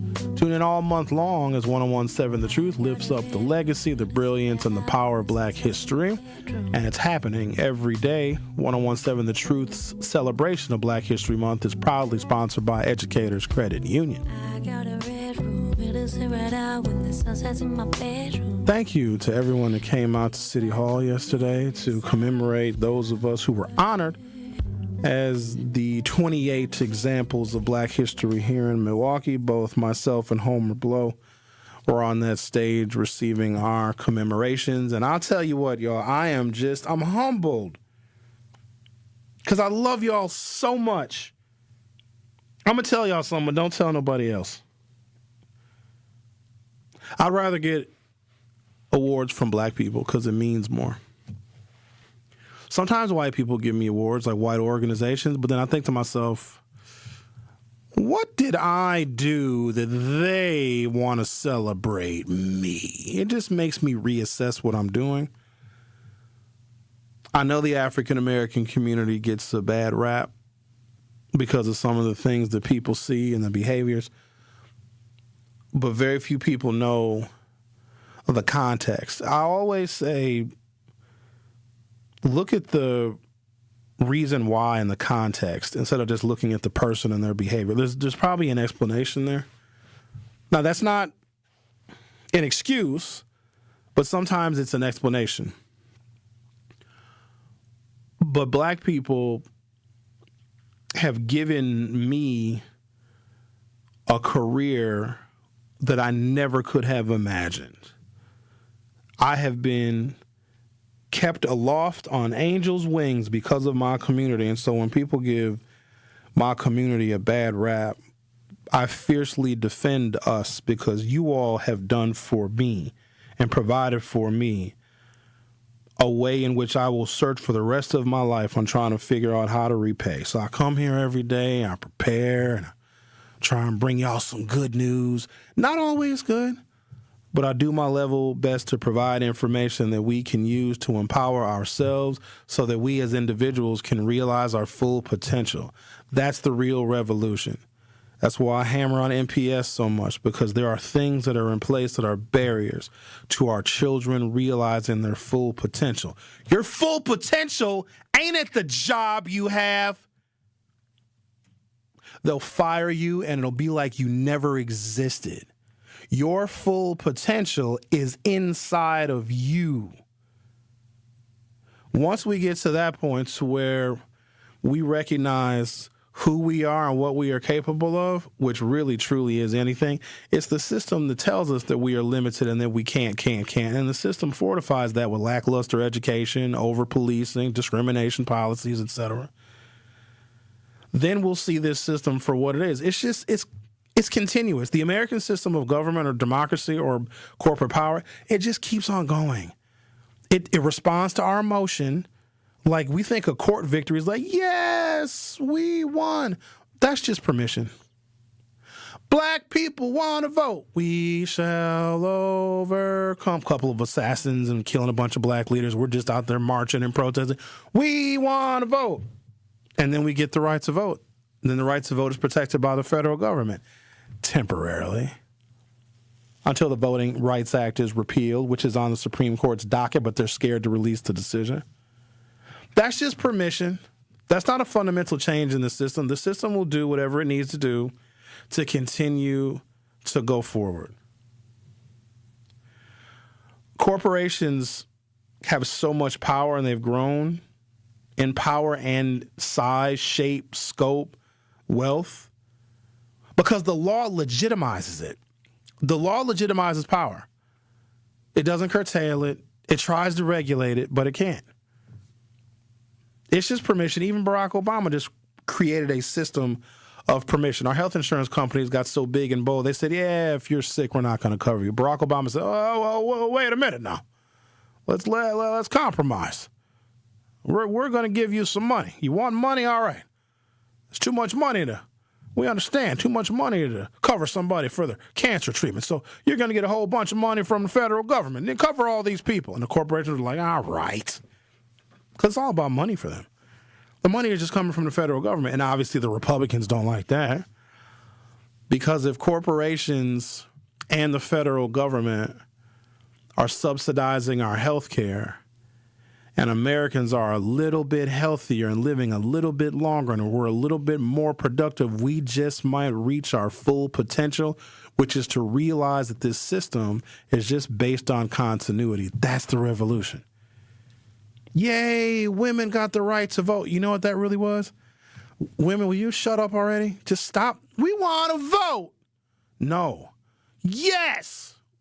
We're not going to make dinner. We're going to burn our bras and get really mad. They weren't burning bras then. We're mad at you because remember the women's suffrage movement came about because black men got the right to vote first. That's the reason why white women got mad. White women didn't care about voting. They're like, no, we're good. We'll just watch our husbands sleep with slave women. That's so bad. They just sat there. That's why white women are still angry at black women to this day. Just mad at them. But white women weren't concerned about voting and suffrage really until there weren't mass movements until 13th Amendment, 14th Amendment. They realized black citizenship. Now, black women couldn't vote because Jim Crow laws in the South prevented the black part from voting. But black men were running for office and winning in like 1866, 1867, and white women got really mad.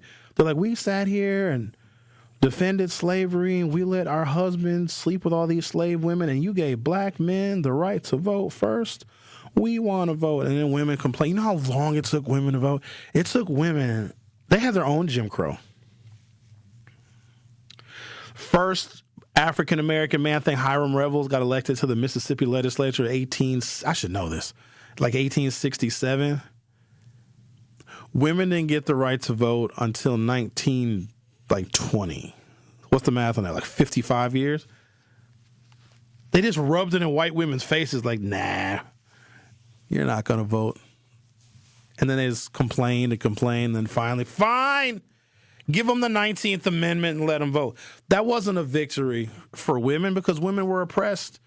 There was oppression that was waiting for women that women didn't even see when they got the right to vote. Because like, oh, great, we're going to be able to vote and we're going to really show our power. All they did was voted for who. You know what's crazy? Women got the right to vote. White women in this country got the right to vote and voted for the people and the men and the political power that kept them from getting the right to vote in the first place. So it was a zero-sum game. Then, even after women got the right to vote and they started entering into the workforce because the economy changed, women got paid less and got sexually harassed a bunch. Don't believe me? Those of you if you're my age, Generation X, and you still have your mom, and let's say your mom worked She started working in the 60s or 70s. Ask her about the sexual harassment. Ask her. No, she ain't. She's going to not want to tell you about it. It was commonplace. Women got their butts smacked and grabbed, and they had to sleep with all sorts of people to keep their jobs and get promotions. And it wasn't even illegal. It was just, okay, woman, you're in the workforce. Spread them. Bend over. But, sir, I just want to file papers. I don't care. A lot of women don't talk about that, but the sexual harassment was egregious. It was really, really bad. Like now, you'll get fired or you'll sue. Women will if they get harassed. But that's not an expansion of women's rights. That's just a little bit of permission granted for women to not get their butts grabbed at work. That's it. People think, oh, yes, it's a great victory. Not getting your butt grabbed is a victory? No, it's not. It's like, oh, my butt goes ungrabbed. I'm still getting paid less. Like, that's not a victory. We see it as like, oh, it's a great victory for women. It's just like, all right, what are they complaining about now, fellas? They don't want their butts grabbed? And men complain like, oh, that feels like oppression to us powerful corporate men if we can't randomly grab butts. What's the point of having women in the workforce? I'm giving examples. I don't personally feel this way. I don't think anybody should get their butts grabbed.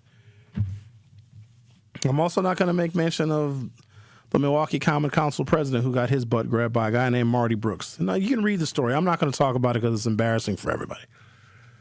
Well, maybe I got to talk about it now. Guy named Marty Brooks, who is the chairman of the Milwaukee Center District, was at a fundraiser, and Jose Perez was there. And Marty Brooks grabbed Jose, the Common Council president now. This is a tough guy. He gave a great speech yesterday. Shout out to Jose Perez. So Marty Brooks grabbed Jose's butt. Jose should have punched him in his face, because that's what men do. You grab my butt, I'm going to punch you in the face. Jose was like, no, let me not punch him in the face because I'll kill him. Let me file a police report because that's fourth-degree sexual assault. Well, Marty Brooks was never charged, which is embarrassing because if Marty Brooks would have grabbed a woman's butt, or if Jose Perez would have grabbed a woman's butt, boom, these guys are going to get charged, they're going to get prosecuted. But because Marty Brooks grabs Jose Perez's butt, the DA didn't charge. But then the story leaked. And it's embarrassing for everybody because Jose was like, damn, I'll try to do the right thing and not punch this guy in his face. I'm going to go to the police and report this as an incident of sexual assault. And they just declined to prosecute. And then the story got leaked, so it makes Jose Perez look weak. So, fellas, what have we learned? Don't get consent if you're going to grab a butt, male or female. The Truth with Sherwin Hughes will be right back. It's The Truth with Sherwin Hughes on 1017 The Truth, The Truth app, and 1017thetruth.com. Truth Nation, mark your calendars for Friday, February 20th for the second annual Truth Community Awards, hosted by Homer Blow and yours truly, Bailey Coleman. Celebrating individuals making a real difference in our community. Tickets are on sale now. Visit 1017thetruthAwards.com to learn more. The Truth Community Awards are sponsored by Milwaukee College Prep, the Milwaukee Bucks Foundation, Gruber Law Offices, Steinhoffels, Cousin Subs, and 3rd Street Market Hall. Life's better with American Family Insurance because we know you love working weekends. If it means working on your dream home, both inside and out. And we're here to help protect those dreams so you can enjoy peace of mind. Save up to 40% when you bundle home and auto. American Family Insurance. Get a quote and find an agent at amfam.com. Products, pricing, and availability vary based on where you purchase insurance and by state. Some exclusions apply. American Family Mutual Insurance Company, SI, and its operating companies, 6000 American Parkway, Madison, Wisconsin. Many wins. Many, many, many, many wins. Waiting at Potawatomi Casino Hotel, Milwaukee. This February, you could break the bank and get down with a share of $300,000 in prizes. Bust out your rewards card and play to earn entries. It all goes down with Thursday drawings. Break the bank. Only at Potawatomi. More info online. Must be 21 and a rewards member to play. I take care of the kids, and I take care of my dad. I take care of things at work. The groceries, the cleanups, the meltdowns, the doctor's visits, the family events, mealtimes, bedtimes. I take care of all the things everyone else needs. But I haven't made time to take care of what I need. Family caregivers are often overloaded. It can feel overwhelming and exhausting. It's no surprise that millions of caregivers experience symptoms of anxiety and depression every year. But help is available, because there may only be one you, but you don't have to do it alone. Head to mentalhealthcareworks.org. That's mentalhealthcareworks.org to learn how to get the support you deserve, because mental health care works when you make the call. If you're experiencing a mental health crisis or thoughts of suicide, dial 988, a message from the American Psychiatric Association Foundation. Wisconsin is as hard-working of a place as you'll ever find. People here are tough, but even the toughest among us need help after a serious accident. At Gruber Law Offices, we won't stop fighting for you and your family. One call, that's all. Prizes, exclusive experiences, even cash money. You want it? We've got it. Find a list of all contests and official rules by visiting truthcontests.com. That's truthcontests.com.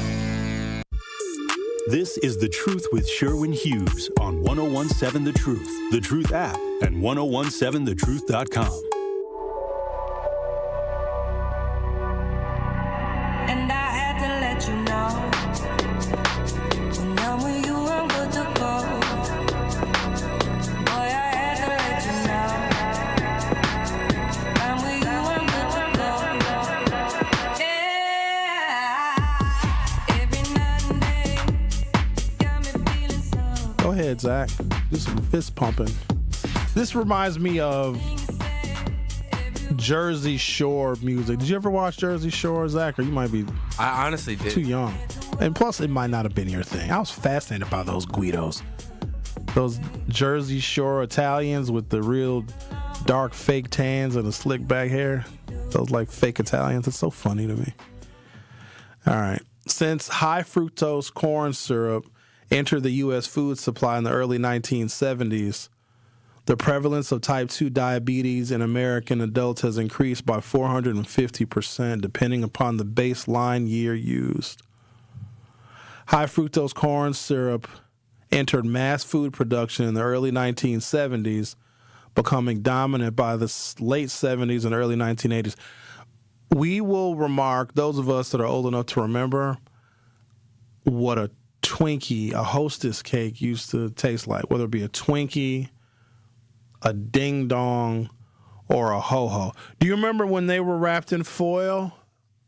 That's because they were made with real sugar, and they tasted different. Our food legitimately tasted different in the 1980s before high fructose corn syrup was used as an artificial sweetener. And let me be clear, it was used because it was a way to expend excess corn that farmers were producing. Farmers were producing way too much corn. And so they get these government subsidies.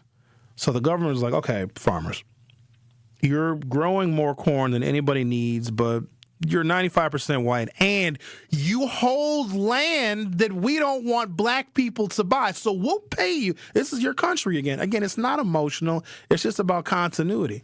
Slavery never ended. It's just now the mass incarceration system. And it doesn't care who it incarcerates. It used to be black people. Then for a little while, it was white people that were addicted to heroin and opiates. Because if you sold somebody some bad dope, like they would lock you up too. So the mass incarceration system, it needs bodies. Guess who's in mass incarceration now? I'll let you guess. Migrants. The system it continues. That's why they put in the Constitution that slavery is it was the Constitution or the Emancipation? I think it was the Emancipation. Slavery is prohibited in these United States upon the commission of a crime. So they're like, oh, slavery's not done. We just gotta change it a little bit. So nothing really changed. And what did they do? They created black codes where African Americans were now mass incarcerated. But then times change, and there's different groups that have to fill the mass incarceration beds because it's about continuity. We just keep the same thing going on, and we let Americans think it's progress. No, it's not. You silly goose. But we really got to prevent Americans from wisening up. Because we're a lot smarter now. Because we have the internet, we can research stuff, we can look up stuff. You used to have to go to the library and hope the book was there to find out research. Research is really easy now. And because research is so easy, people are becoming much more well-versed on what oppression actually is.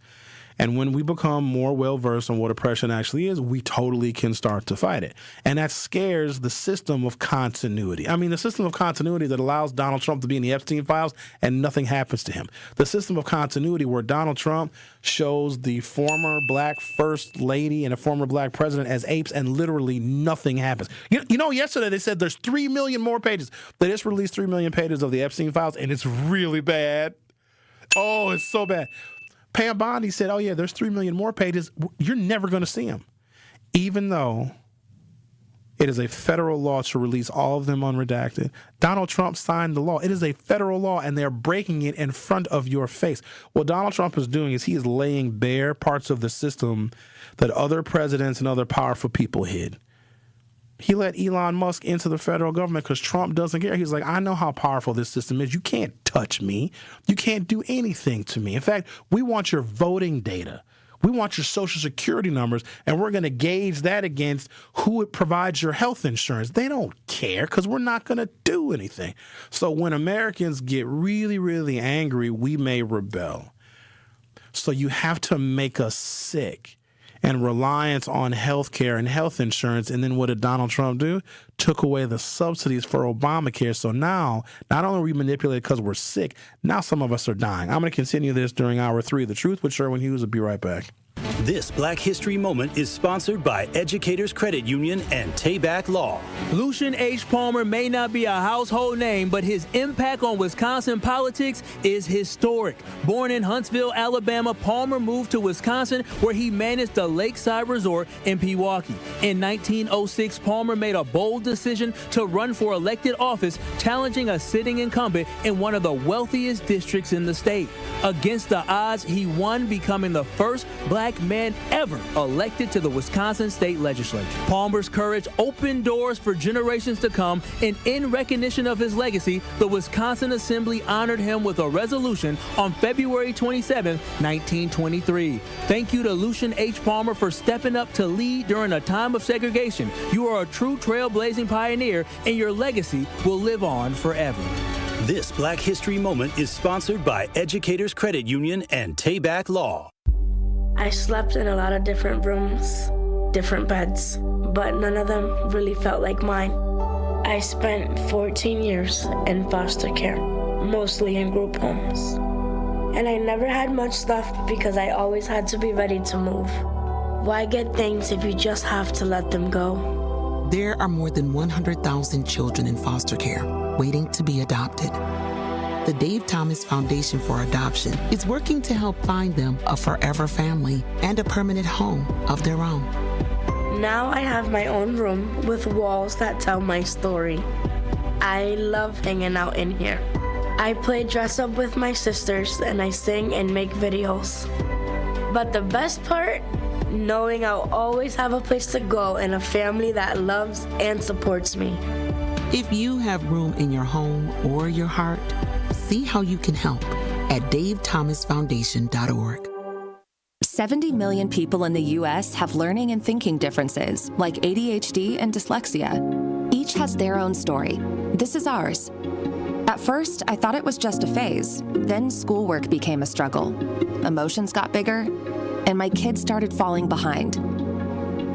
I felt alone, like I was lost in the dark trying to find answers. Then I learned about Understood.org, a nonprofit empowering parents and kids like us. It was like we had a light to show us the path ahead. Whenever new challenges came up, their guidance helped us figure out our next step. We still have tough days, but now we have direction. And I have the tools and resources I need to help my child thrive. No matter where you are on the path, Understood can help you keep moving forward. Visit understood.org/yourpath today. You're listening to the new 1017 The Truth, founded in partnership with Associated Bank. Your money works here. 1017 FM, 1510 AM, WGKB Waukesha, and W269DL Milwaukee, a locally owned Good Karma brand station. This is The Truth with Sherwin Hughes on 1017 The Truth, The Truth app, and 1017thetruth.com.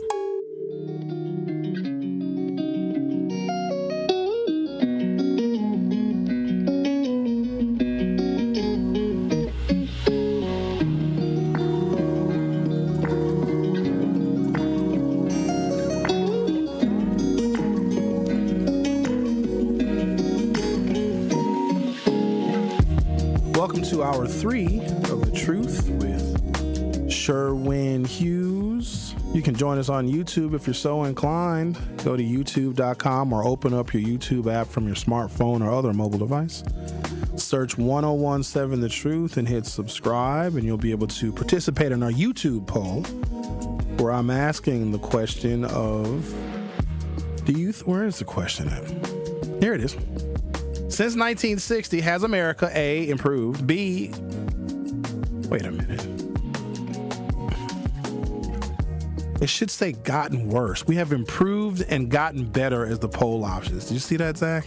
I didn't even read it thoroughly. That's why the percentages are where they are. It should be gotten worse. Can you change it? You can't change it. You got to start a new poll, don't you? I swear I got to proofread everything. I can't even. You didn't make the poll. Somebody else made it. I'm over here mad and I'm like, listen to me. Listen. Where's the dedication to quality anywhere? And it ain't just at the McDonald's you go to where you get attitude when you order a cheeseburger and you're mad about the customer serving. It's a lack of dedication to quality everywhere. Got me over here looking stupid because my poll got 3 answers, but 2 of them say the same thing. I can't. I need a vacation. When's the last time I've been on vacation? Last vacation I went to Vegas in March of 2024. I'm due. Let me be mad about this for a second. I'll be fine a little bit. All right. Woosahs don't even work. So because, and I was over here about to do a segment about how Americans are so much smarter. And the whole point is for the system that exists here in the United States to just continue. Rich people are still going to be rich. Basically, the plantation owners, they're always the ones who've been making the rules and the ones who've been controlling the government and creating policy. And when the people get a win, they get a victory, they get a new law pass, or they get a court victory, it's just permission. Corporations have so much power because they legitimize it and it's realized and codified in law. So we're over here saying, no, corporations need to be curtailed. They need to be brought in. No, they will find new ways to make more money and it will become legal. Or a corporation will go to court. Sometimes they get their wrists slapped. They just take that as a minor consequence or a cost of doing business. But they'll just change direction and continue ripping people off. Corporations are also non-emotional. They don't care if you get fired. Shut up.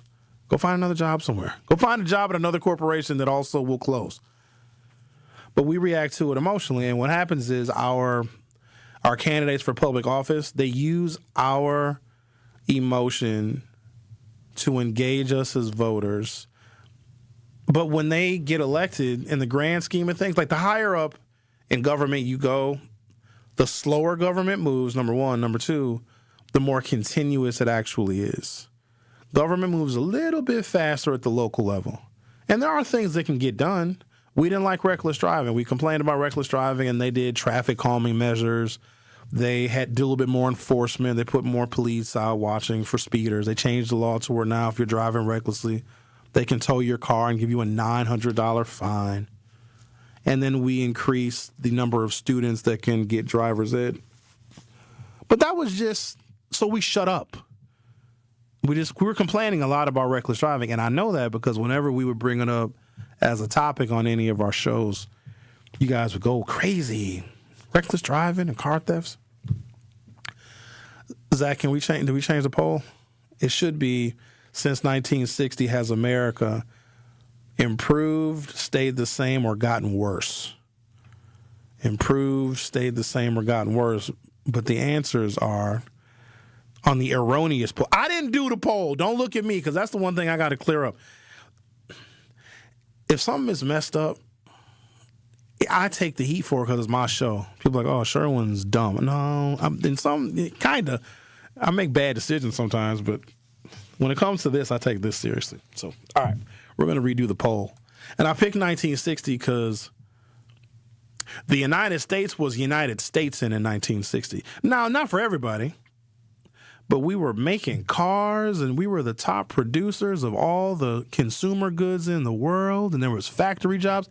The jobs were so good that people that lived in the Jim Crow South, even white people that lived in the Jim Crow South, because there wasn't a lot of industry in the South, a lot of them came north, too, to work in factories and assembly plants in Milwaukee, Chicago, and Gary, and Detroit, Michigan.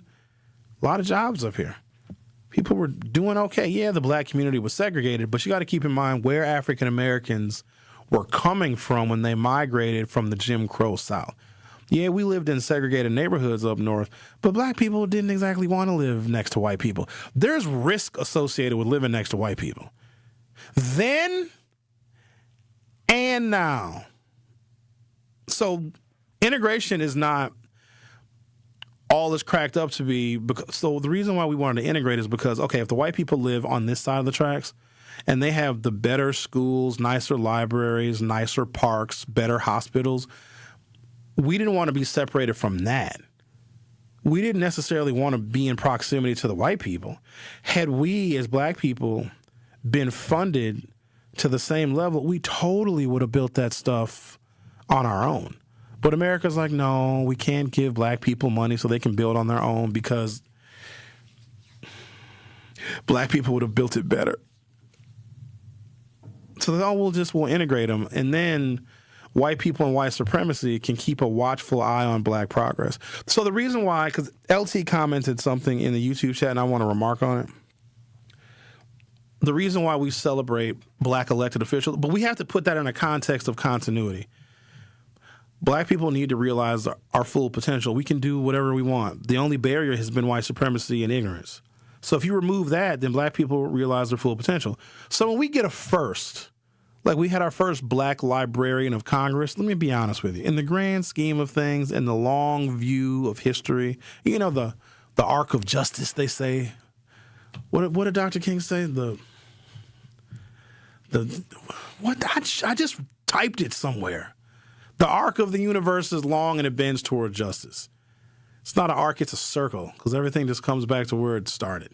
It's not. So you live next to white people.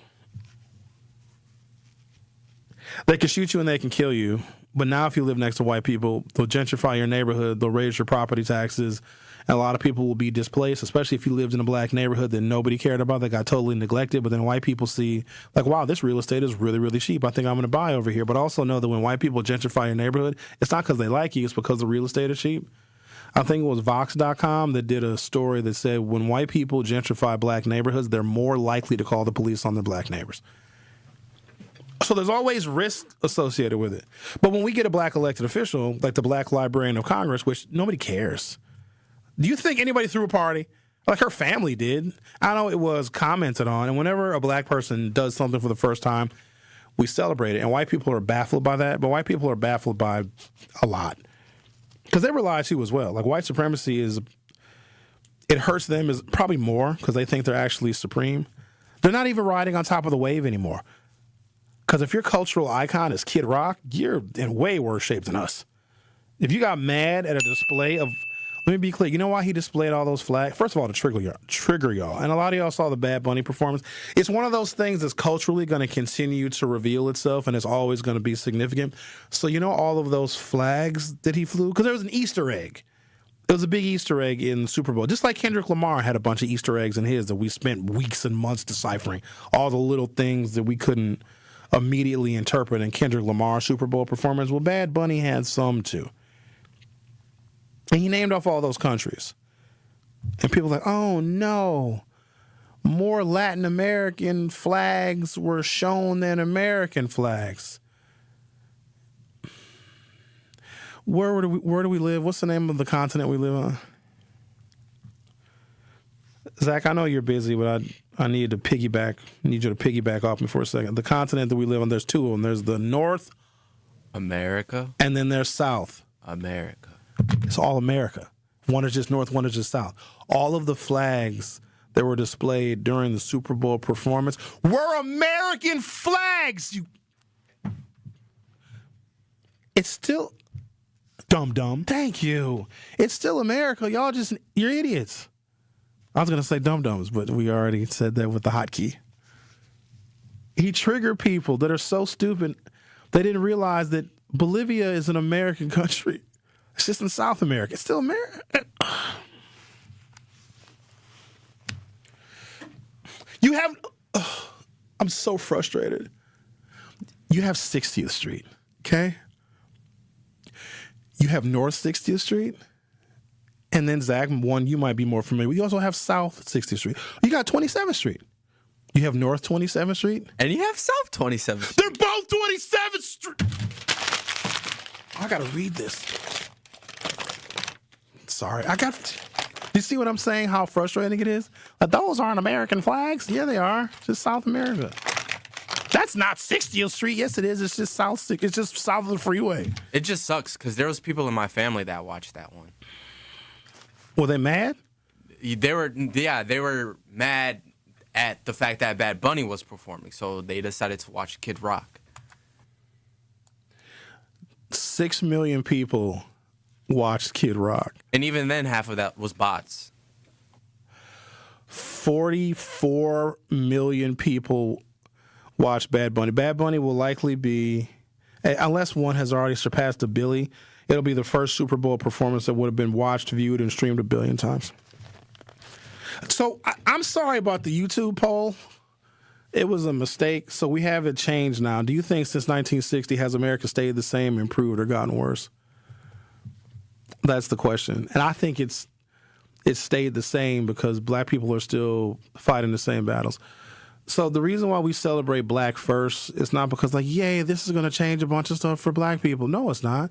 It's just recognition that when you leave us alone and you take away the artificial barriers that whiteness put up because it's insecure, we can just realize our full potential. That's all black people want to do. They think that when we realize our full potential, we want to punish them. It ain't got nothing to do with y'all. We want to realize our full potential because there have been barriers put in place, sometimes legal barriers, sometimes constitutional barriers, sometimes local ordinance barriers, cultural barriers, where we haven't been able to realize our full potential as people. We don't want to use our potential is wasted harming white people. I just need you to understand that, but they still have this fear. And they want all this control over us, which it doesn't work. And now the white people are seeing they're not riding on top of the wave anymore because when Latino ICE agents murdered a white man, like, you guys aren't winning. It's about the powerful and the wealthy. It's about the people on Epstein Island. That's why they're not going to take away your guns. If they thought that Americans having the right to bear arms was a real threat to the continuity of this system, they would have taken our guns away. Now, there are other countries that have banned guns. Let me tell you why. There's a difference. Like New Zealand, I think they banned guns or assault weapons or whatever, because in New Zealand, their armed population could be a threat to the order of their government and their systems. Not here. They know that even after a school shooting, that's why they don't do anything about school shootings. They're not going to take the guns away because guns are not a threat to the continuity of the system. I want to make sure that I articulate this perfectly. Where power exists, our civilian bullets can't reach. That makes sense to you? They don't even have to be accountable to our freedom of speech. Our speech and our pushing back on the government, power just turns the volume down. If our weapons as Americans, because we have the Second Amendment, whatever, like, yeah, it's to fight against the tyrannical government. Do you think that your AK-47 or your AR-15 could have reached Epstein Island? Nope. They'll let you have guns because with guns, you're more likely to kill yourself, your spouse, your children, and each other than them. So that's all built into the calculus. No. Let them have their guns. Don't take their guns away. They'll never be able to shoot us. Even when they tried, I'm starting to think differently about the Trump assassination. They're like, even if you try to shoot me. I'm trying to tell y'all. Even if you try to kill him. Dude claimed victory when his ear got shot off. I was like, something ain't right here. Because if you're getting shot at, the last thing you want to do is rise up with a fist. Trump was like, literally, you can't touch me. I wonder what the color of the day was that day. Is there some hidden meaning behind the color of the day that I should be aware of? Yeah, so it's like when CIA operatives and FBI agents are doing an undercover mission. Yes. In high volumed populated area, Yeah. and they have to wear a certain color so they can identify one another. Oh, sure. There were people giving hand signals in the crowd. I saw that. But it's too much to uncover. And I don't want to uncover too much because if I figure it out, then all of a sudden Sherwin will disappear. Let me tell y'all something. I don't want to sound like a conspiracy theorist, but when you're enlightened, when you're like, this is truly woke stuff. Not woke like, yay, I want everybody to have rights. Shut up. Woke is Savannah Guthrie did a story on Jeffrey Epstein in 2019 and she threatened to release and they stole her mama. Now they're going to steal my mama now. Damn it. I couldn't believe. I was like, of all the mamas to steal, Savannah Guthrie, she's not like some top A-list celebrity. She's a news broadcaster person. Like, why are they stealing her mom? Like, oh, I get it. She did a Jeffrey Epstein story. Yep.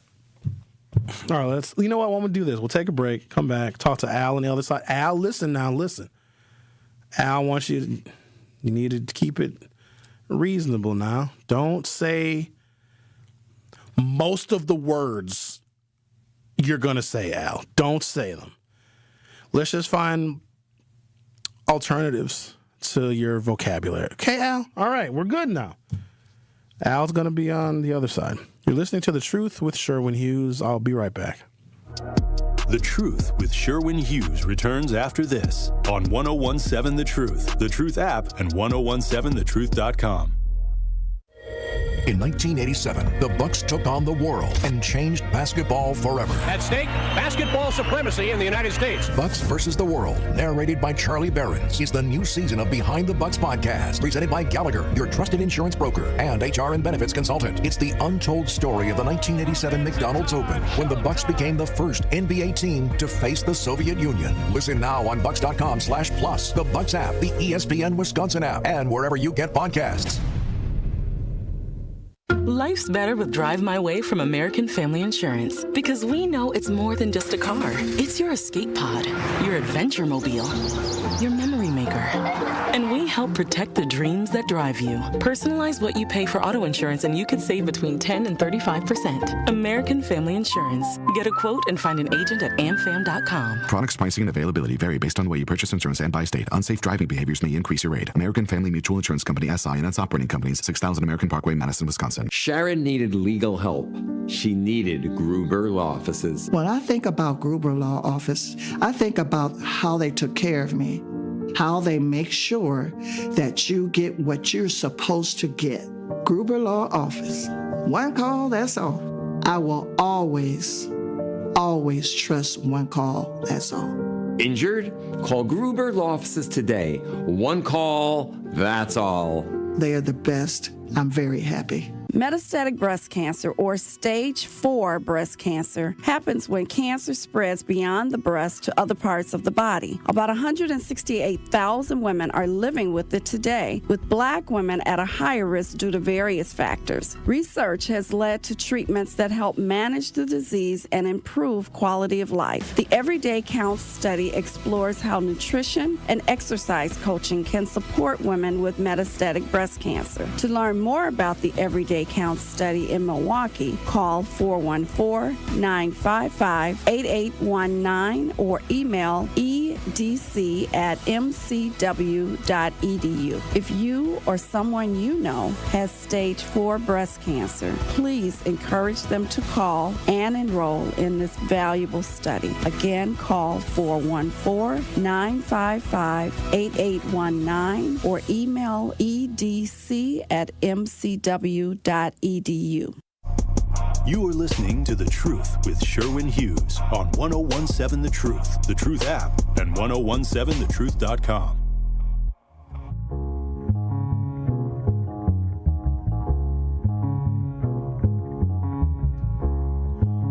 Join me every Friday at 11 a.m. for the Milwaukee Experience with Sherwin Hughes, presented by Visit Milwaukee. This is a city that knows how to celebrate, where the calendar is packed with festivals, plates are piled high with flavor, and lakefront sunrises set the stage for unforgettable days. Here in Milwaukee, every street leads to something worth savoring. It's a place that welcomes you with open arms, where joy is shared through food bites, musical beats, and cheers for our favorite teams. The Milwaukee Experience, every Friday at 11 a.m. exclusively on The Truth with Sherwin Hughes, presented by Visit Milwaukee. No, the poll was my fault. I was typing too fast this morning when I sent Andrew the poll questions, and I looked at the email I sent him. I've said since 1960, has America improved, gotten better, and stayed the same? But he should have recognized it. He should have been like, oh, Sherwin is saying the same thing twice. So sorry, Andrew, that was me. I told y'all I make mistakes sometimes. My mornings are intellectually hectic. Not that I'm asking y'all to give me any sympathy. I've been doing this long enough to know that I should have double-checked my own work. Is I have so much stuff I gotta get out, but I can't just say it.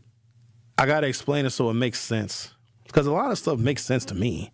But I realize if somebody's hearing something for the first time, you might need to hear it again. So if you hear a song once, and it's a real good song, you like the song very much a lot, but if you only heard it once, you don't have the lyrics memorized. I want to provide information where people have it, they know it, they have it memorized so it can guide their decision. So I got to spend a lot of time on topics so people can better understand. So sorry, Andrew. Andrew's fine, everybody. Shout out to Andrew. I know he's mad because Andrew, he tries to, no, I shouldn't say tries to be. He's meticulous about his work. Like, he said a whole bunch of stuff today in my ear, like real technical stuff. He said, oh, sure, when I figure out the metrics of when your social media posts get the most turnover, with some word he said. I was like, oh, yay. I don't care about it. The people that view, because The Truth has got a bunch of different social media pages. We got a Facebook and Instagram and TikTok and all of the things. But the people that see my clips that our producers will put on TikTok or Instagram are not the same people that actually listen to my show daily.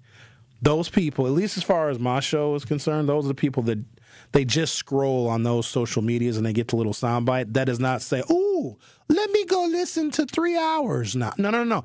If you listen to a 1 minute soundbite, you ain't got 3 hours, right? So I think some of us think like, oh, I got 20-something thousand views on my Instagram reel, but you have 4 people watching your Facebook Live. It's because it's not the same audience. You know what I mean, Jelly Beans? All right, let's talk to a not profane Al. You're on 101.7 The Truth.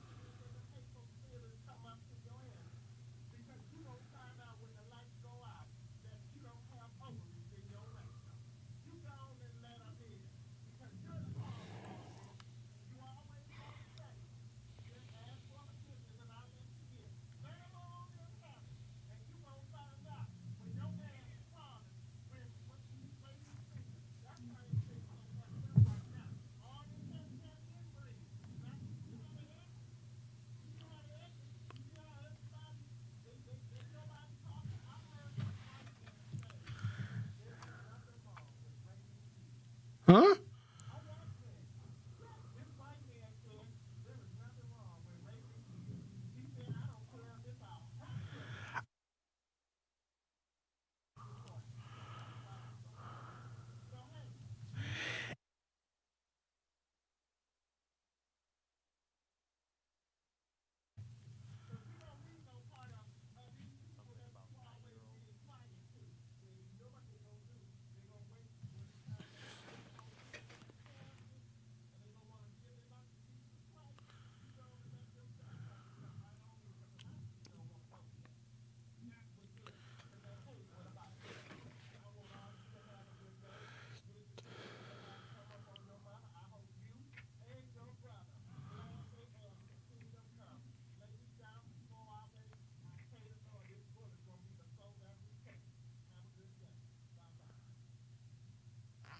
Thanks, I guess.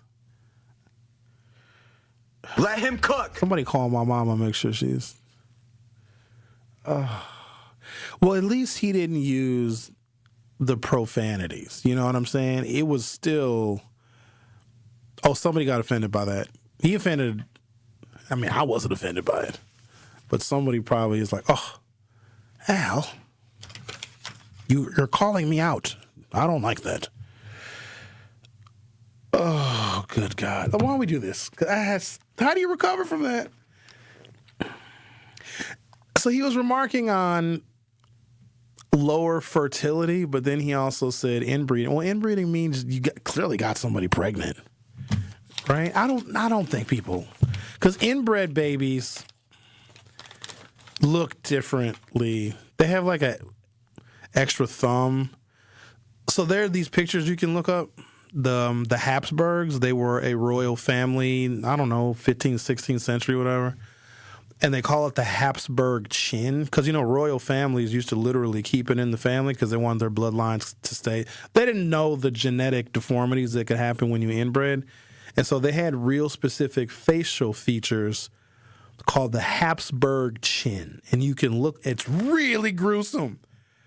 But they say even to this day, if people are born with a similar looking chin, they may be descended from someone who was inbred. So, but no, I don't think Republicans, like white, working class, poor people that vote for Republicans, I don't think they inbreed. I just think they've been duped by the system that has also suppressed black people. Except black people have been aware of the suppression. Some of those white, poor, working class conservatives have not been. The Truth with Sherwin Hughes will be right back. Don't touch that dial. The Truth with Sherwin Hughes will be right back on 1017 The Truth, The Truth app, and 1017thetruth.com. Life isn't a single moment. It's a shared ribbon that bends through the years. It binds us to the things and people we love most. One insurance company knows this because they live it. For 100 years, we've been with your family for the moments that matter most. Erie Insurance. Find a local agent at erieinsurance.com. Truth Nation, it's time once again to celebrate excellence, passion, and the power of community at the second annual Truth Community Awards, happening Friday, February 20th at Venue 3 inside the 3rd Street Market Hall in downtown Milwaukee. This award show will honor the unsung heroes who show up, give back, and make a positive impact in our community every single day. We are rolling out the red carpet and showing love to those who truly deserve it. Buy your tickets now by visiting 1017thetruthAwards.com. Tickets are just $20, which includes free food and exclusive Truth giveaways. Join the 1017 The Truth team for an unforgettable night of entertainment, inspiration, and community pride at the second annual Truth Community Awards on Friday, February 20th at Venue 3 in Milwaukee. The Truth Community Awards are presented by Potawatomi Casino Hotel, Gruber Law Offices, Steinhoffels, Milwaukee College Prep, Cousin Subs, Venue 3 at the 3rd Street Market Hall, and the Milwaukee Bucks Foundation. People don't realize that glaucoma is one of the leading causes of blindness. Because there are often no early symptoms, nearly half of those with glaucoma may not even know they have it until vision loss has occurred. I was diagnosed with normal tension glaucoma in July of 2020.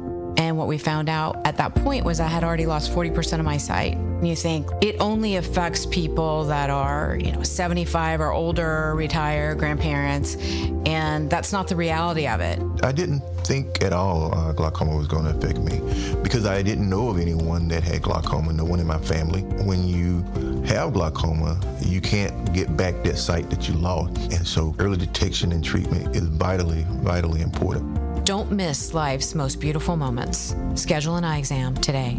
National Glaucoma Research, a Bright Focus Foundation program, offers free resources and tips for healthy vision. Learn how to protect your sight at stopglaucoma.org. It's The Truth with Sherwin Hughes on 1017 The Truth, The Truth app, and 1017thetruth.com.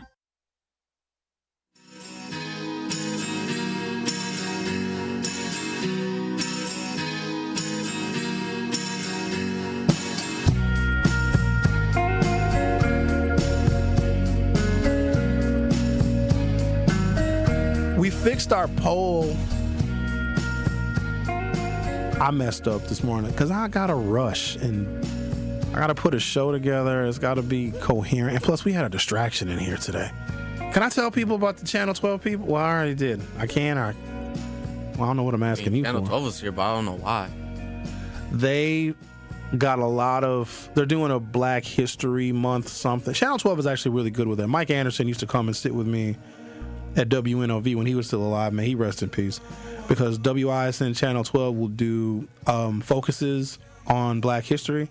And one thing that WISN 12 does that other local networks don't do is they platform Black Talk Radio. And so Mike Anderson will come in and he would do an interview with me, and then we get footage of me broadcasting my show, and they would do these segments on WISN Channel 12. They were here for a long time. They was here during the morning show, and they were here, hell, till you got here, Zach. You got here at 10 o'clock. So on Friday, you'll be able to see the WISN Channel 12 segment that they did on us, 1017 The Truth. See, I just wish that I would have known this. So I should know this lady's name. Here, I think I have it right here in my book. She was the mistress of ceremonies of the Black History program at City Hall yesterday. Oh, Zoe Henry of Channel 12. So she was the MC at the Black History event at City Hall yesterday. She also was here this morning. And I wish she would have told me yesterday when I saw her at the Black History program, like, hey, Sherwin, we're bringing cameras into your studio. I wouldn't have wore this. I'd have put a suit on. I'm over here looking like I'm finna go. They're not here for you. But no, I'm saying they had the cameras in here for an hour, though, Zach. They're going to have footage of me dressed like I'm wearing an athletic tracksuit. Like I'm ready to go do some exercising, which clearly I'm not. Damn it. I wish would have wore something different. You know what I mean? Because if I'm going to be on the TV, I want to look nice. I hope they didn't get footage of me. He was in there. Yeah, he got footage of you. You didn't see when he of course, he was right next to you. He brought that camera. He had a bunch of cameras. It was nerve-wracking because they had a GoPro right here in front of me. Then my coffee cup is over to my right. It's out of frame. Y'all can't see it. Dude had another camera leaned up against my coffee cup, so I couldn't even take a sip of coffee. And then he had the big camera, the big TV camera, set up over here. Then he had it set up over. Oh, my ass wasn't hanging out. You ain't feel that breeze? Because when I'm talking, I'm not really always aware of what's going on behind me, but he had the camera right back here behind me, I guess getting a shot over my shoulder. Because I'm not, I try to tune him out, otherwise I would have been distracted. But my first hour of my show, there was 3 cameras in here. 6! I was going to say, there's already 3 in there. Yeah, but these I don't care about. We had these cameras in here like installed for a year before we actually used them. Because remember, we didn't know how we were going to use the cameras before we did the YouTube. And I was against it. Because I'm used to doing radio where people, what's radio? Where you only hear me. this adds a whole new element. There's something I simply cannot get used to, and I'm not expecting any of you all to have sympathy for me, but I can't get used to the fact that I'll go somewhere in public and people say hi to me, like, hey, Sherwin, because I think I'm supposed to know everybody or remember everybody that says hi to me, and I don't. I'm like, oh, damn, they watch on YouTube.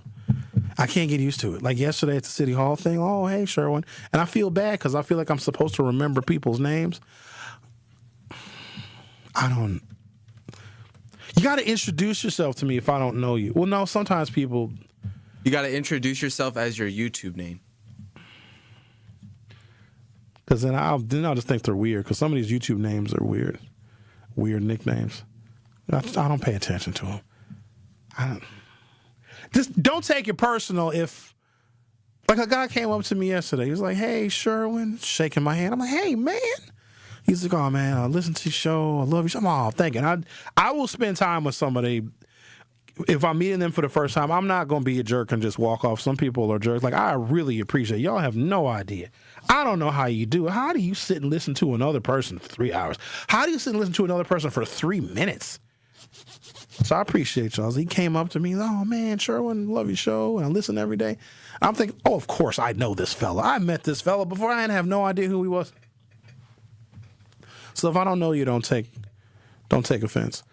So I wanted to say that, and then also, I'm really only going to say this once. I don't want to have to repeat myself. I posted a picture of a fish fry that I went to last Friday. So for me, one of the traditions was, and it started a long time ago, getting through a week of talk radio is harder than you think. And when I was new, it was really super challenging. So I used to reward myself. On Fridays, I would take myself out to lunch because I've been done with my radio shows at noon for 14 years, give or take.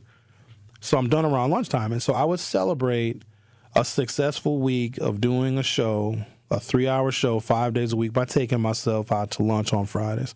And this is how long ago this started. I used to take myself to the Red Lobster on Mayfair Road. It's not even there anymore. So I recently picked up the tradition again of taking myself out to lunch because, damn it, I earned it. And I loves a good fish fry now. I loves me a good fish fry. I love me some cod or some perch. You give me some marble rye. You give me some clam chowder, some tater pancakes, or some French fries, some tartar sauce, and a wedge of lemon, and leave me alone. So I told you all about a fish fry that I went to. It's a restaurant that I frequented before, but I never had their fish fry before. And I tried their fish fry, hands down the best one I've ever had. And I posted pictures of it, and I gave a description of the food, which I totally shouldn't have done because that wasn't very nice, because I'm not telling you where it is because I know better. I have learned lessons the hard way where if I discover something that's like a hidden gem, like a spot that nobody knows about, that has got great service or great food, like there's something spectacular about it, and I get so excited that I want to share that location with everybody because I want to make sure that place stays in business. So if I go somewhere and have a really good experience, I talk about it in hopes that more people will support it. Horrible idea. Because then it's not a hidden gem anymore. And I've also seen in the course of my career, me having a great experience at a location, at a particular restaurant, promoting it on the radio, and they closed. Because really all it takes is one social media post from people that don't have good etiquette, and they bring more of the wrong crowd and the bad crowd into this establishment, and then something happens and the establishment closes. So I feel really, really bad. So what I did, though, is I posted pictures of this fish fry, and I gave a description, and, like, people are harassing me. Sherwin, tell me I won't tell nobody. Sherwin, tell me I want that fish fry. I even got an email from Andy Positive. He emailed me and asked me if I could tell him the name of the restaurant of the fish fry that I had last Friday.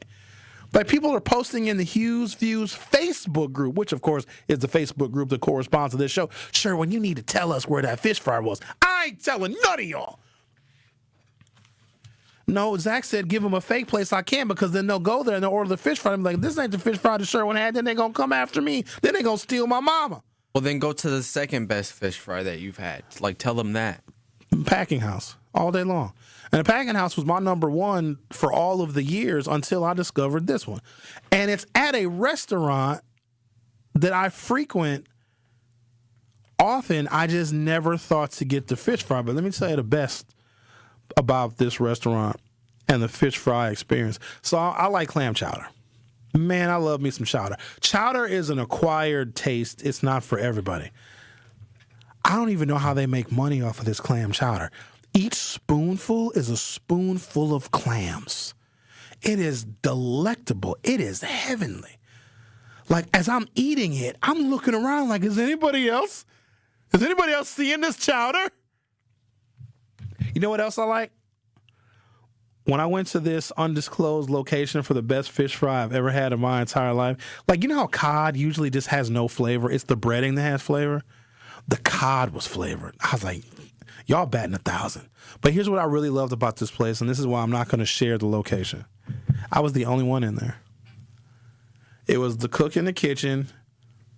It was a server, and it was a bartender. When I walked in, the server and the bartender were chatting on the customer side of the bar. So there was nobody in there, so the bartender wasn't even behind the bar. I walked in, they looked shocked. A little cute little white girl came over with a lip piercing. She's like, hey, table for one? I was like, yup. You can sit like wherever you want, you know? I was like, all right, I'll sit over here.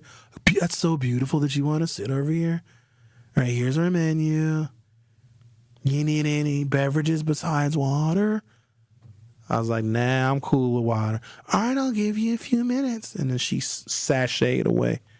And I was like, oh, look. Highlighted in the bottom right corner of the menu, they have a fish fry.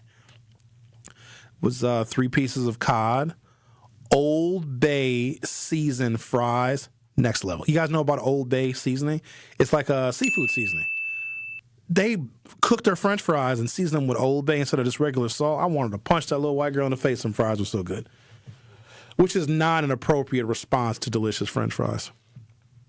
So Old Bay seasoned fries, a slice of toasted marble rye, and the lemon wedge, and, of course, tartar sauce and coleslaw. Also, side note, I'm a fan of coleslaw.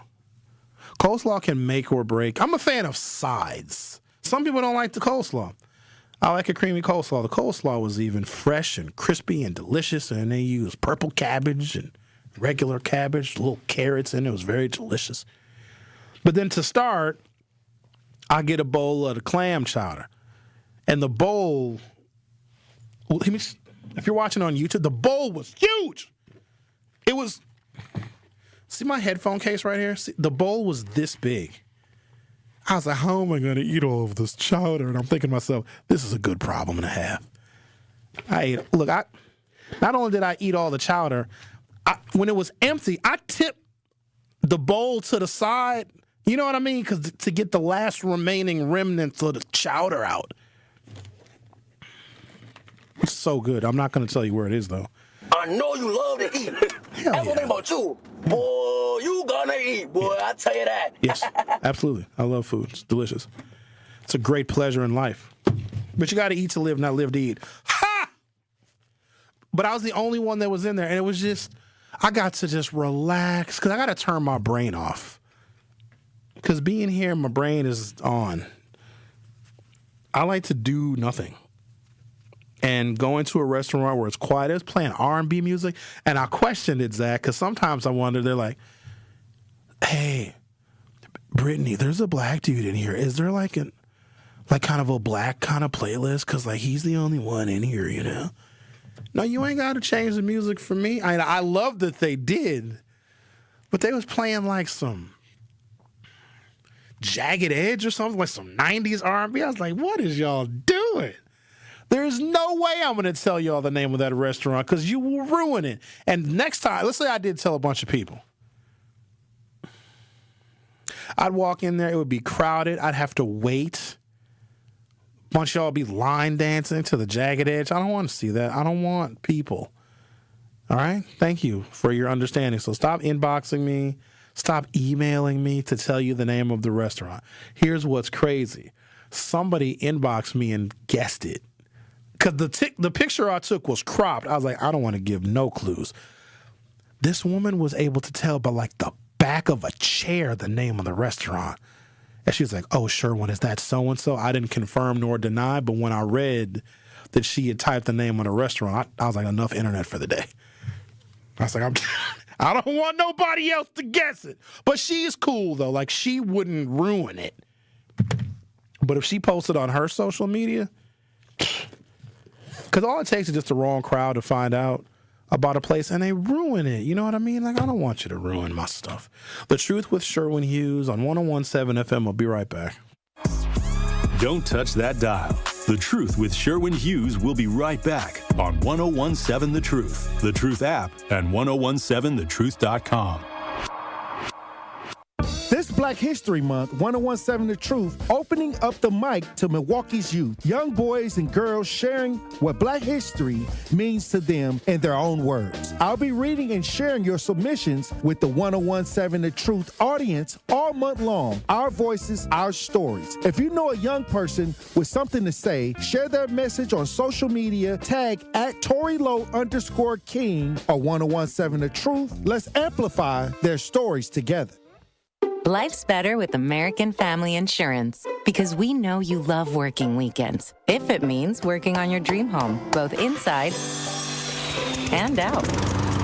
And we're here to help protect those dreams so you can enjoy peace of mind. Save up to 40% when you bundle home and auto. American Family Insurance. Get a quote and find an agent at amfam.com. Products, pricing, and availability vary based on where you purchase insurance and by state. Some exclusions apply. American Family Mutual Insurance Company, SI, and its operating companies, 6000 American Parkway, Madison, Wisconsin.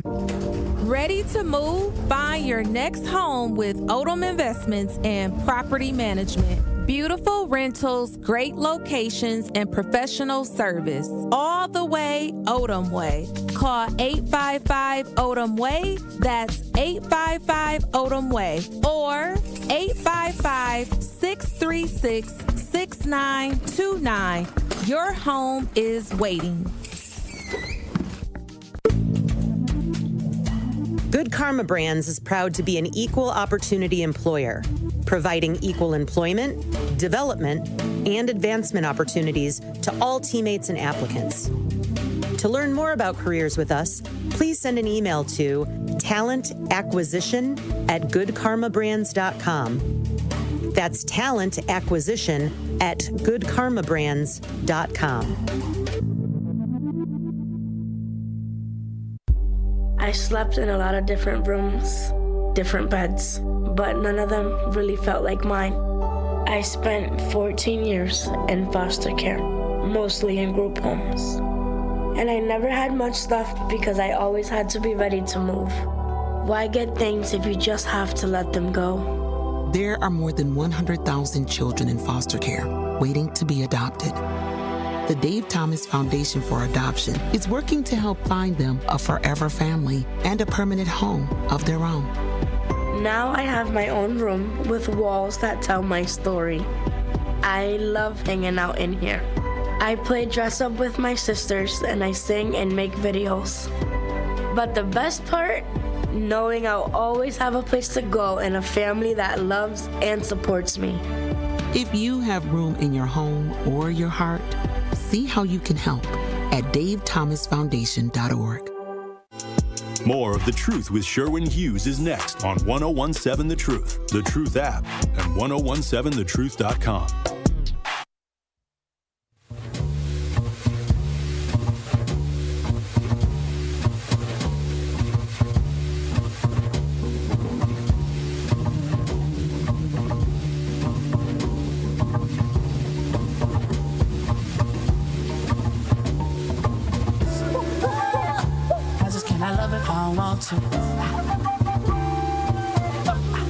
The system we live in does not constrain power. It just makes it legal, or it formats power. Donald Trump is, what do I even say? It doesn't matter, because he can do whatever he wants. Instead of reining him in and saying, oh, Mr. President, you can't do that, that's illegal, that's unconstitutional, they just change the rules. They format his power. And he just can do whatever he wants. He's been associated with pedophiles. He called the first black president and showed the first black president and first black first lady as monkeys. Nothing happened. He's giving ICE agents, if you sign up to be a part of ICE, he's forgiving your student loans. He paused student loan forgiveness for everybody else because the Joe Biden policy was designed to impact black women because black women had the highest student debt. A lot of folks didn't know this. Black women had the highest student debt of any racial group in the country. So Joe Biden was like, yeah, I'm going to do some stuff for black women. I'm going to put a black woman on the Supreme Court. I'm going to pick a black woman to be my running mate. I'm not going to drop out of the race so she doesn't win, but I'm going to pick a black woman to be my vice president, and I'm going to forgive the loans. One of the reasons why Barack Obama pushed so hard for the Affordable Care Act was because guess who is the least insured racial group in the country? Black people. So when you hear somebody say, I almost said a word I shouldn't. When you hear a black person say, Obama didn't do nothing for black people, no, you just don't understand. He looked at the data because Barack Obama can be like, hey everybody, look, I'm going to do some stuff for the blacks and the blacks only. White folks would have had a fit. So he looked at the statistics of, wow, African Americans are the least insured. We have more pre-existing conditions. We have the least amount of federal health care investment in our communities. Another thing the Affordable Care Act does is it invests in health care facilities in your community, like urgent care facilities, doctor's offices, satellite offices. A lot of that stuff is federally subsidized. Remember when they were going to close St. Joseph's Hospital a little while ago, a few years ago, and the community had an absolute fit? And then St. Joseph's like, okay, we won't close. One of the reasons why that hospital was in jeopardy of closing is because the census allocates federal dollars to where population is. A lot of folks don't know this. So when you don't fill out your census, you're not counted. And if you're not counted, that is a reduction of $1,000. So basically the census says for every person you have, the federal government is going to give that district $1,000 in federal resources for health care, for infrastructure, for education. So if you don't want to fill out the census because, you think the government is tracking you, newsflash, they already are. I don't want the government to know who I am. You are in jeopardy of losing a healthcare facility that stays open because of federal funding. Because guess what? A lot of black folks still don't have health insurance. So they go to the hospital, they go to the emergency room because they got to treat you by law. You never pay the bill. And what happens is the hospital will write it off or the federal government and federal resources will offset the people that don't pay. St. Joseph's doesn't have a lot of what we call private pay, so people with health insurance actually going to that hospital because of the neighborhood and the community. Now, there's some. It's just not enough to sustain that hospital, so they're heavily reliant on federal dollars that we get from the census. So not filling out the census jeopardizes hospitals. And why we need hospitals in our community, I think we need more. Because if you look at some of the best communities that have all the amenities, they got good schools, they got nice parks, the roads are paved. They got a hospital, too. I've been to Columbia St. Mary's enough to know that is a wonderful place to die because you have such a beautiful view of the lake. Ask for a lake view room. It's so nice. You get to look out over Lake Michigan as your heart fails. It's beautiful, Columbia St. Mary's. But that's a hallmark of a good community. Now, Columbia St. Mary's on the lake, they have a lot of private pay people, so they can afford to stay in business and not be reliant as much on federal dollars. But the reason why I think we need more healthcare facilities in the black community is because we're very sick. Let's look at the number of dialysis centers that have popped up over the last 20 years. Also a result of increased type 2 diabetes and high fructose corn syrup. Like I was saying earlier, the increase in high fructose corn syrup in our diet or in our processed food is up 1,000%, and the correspondence with that has been type 2 diabetes is up 450%. This is all like on purpose. This is not on accident.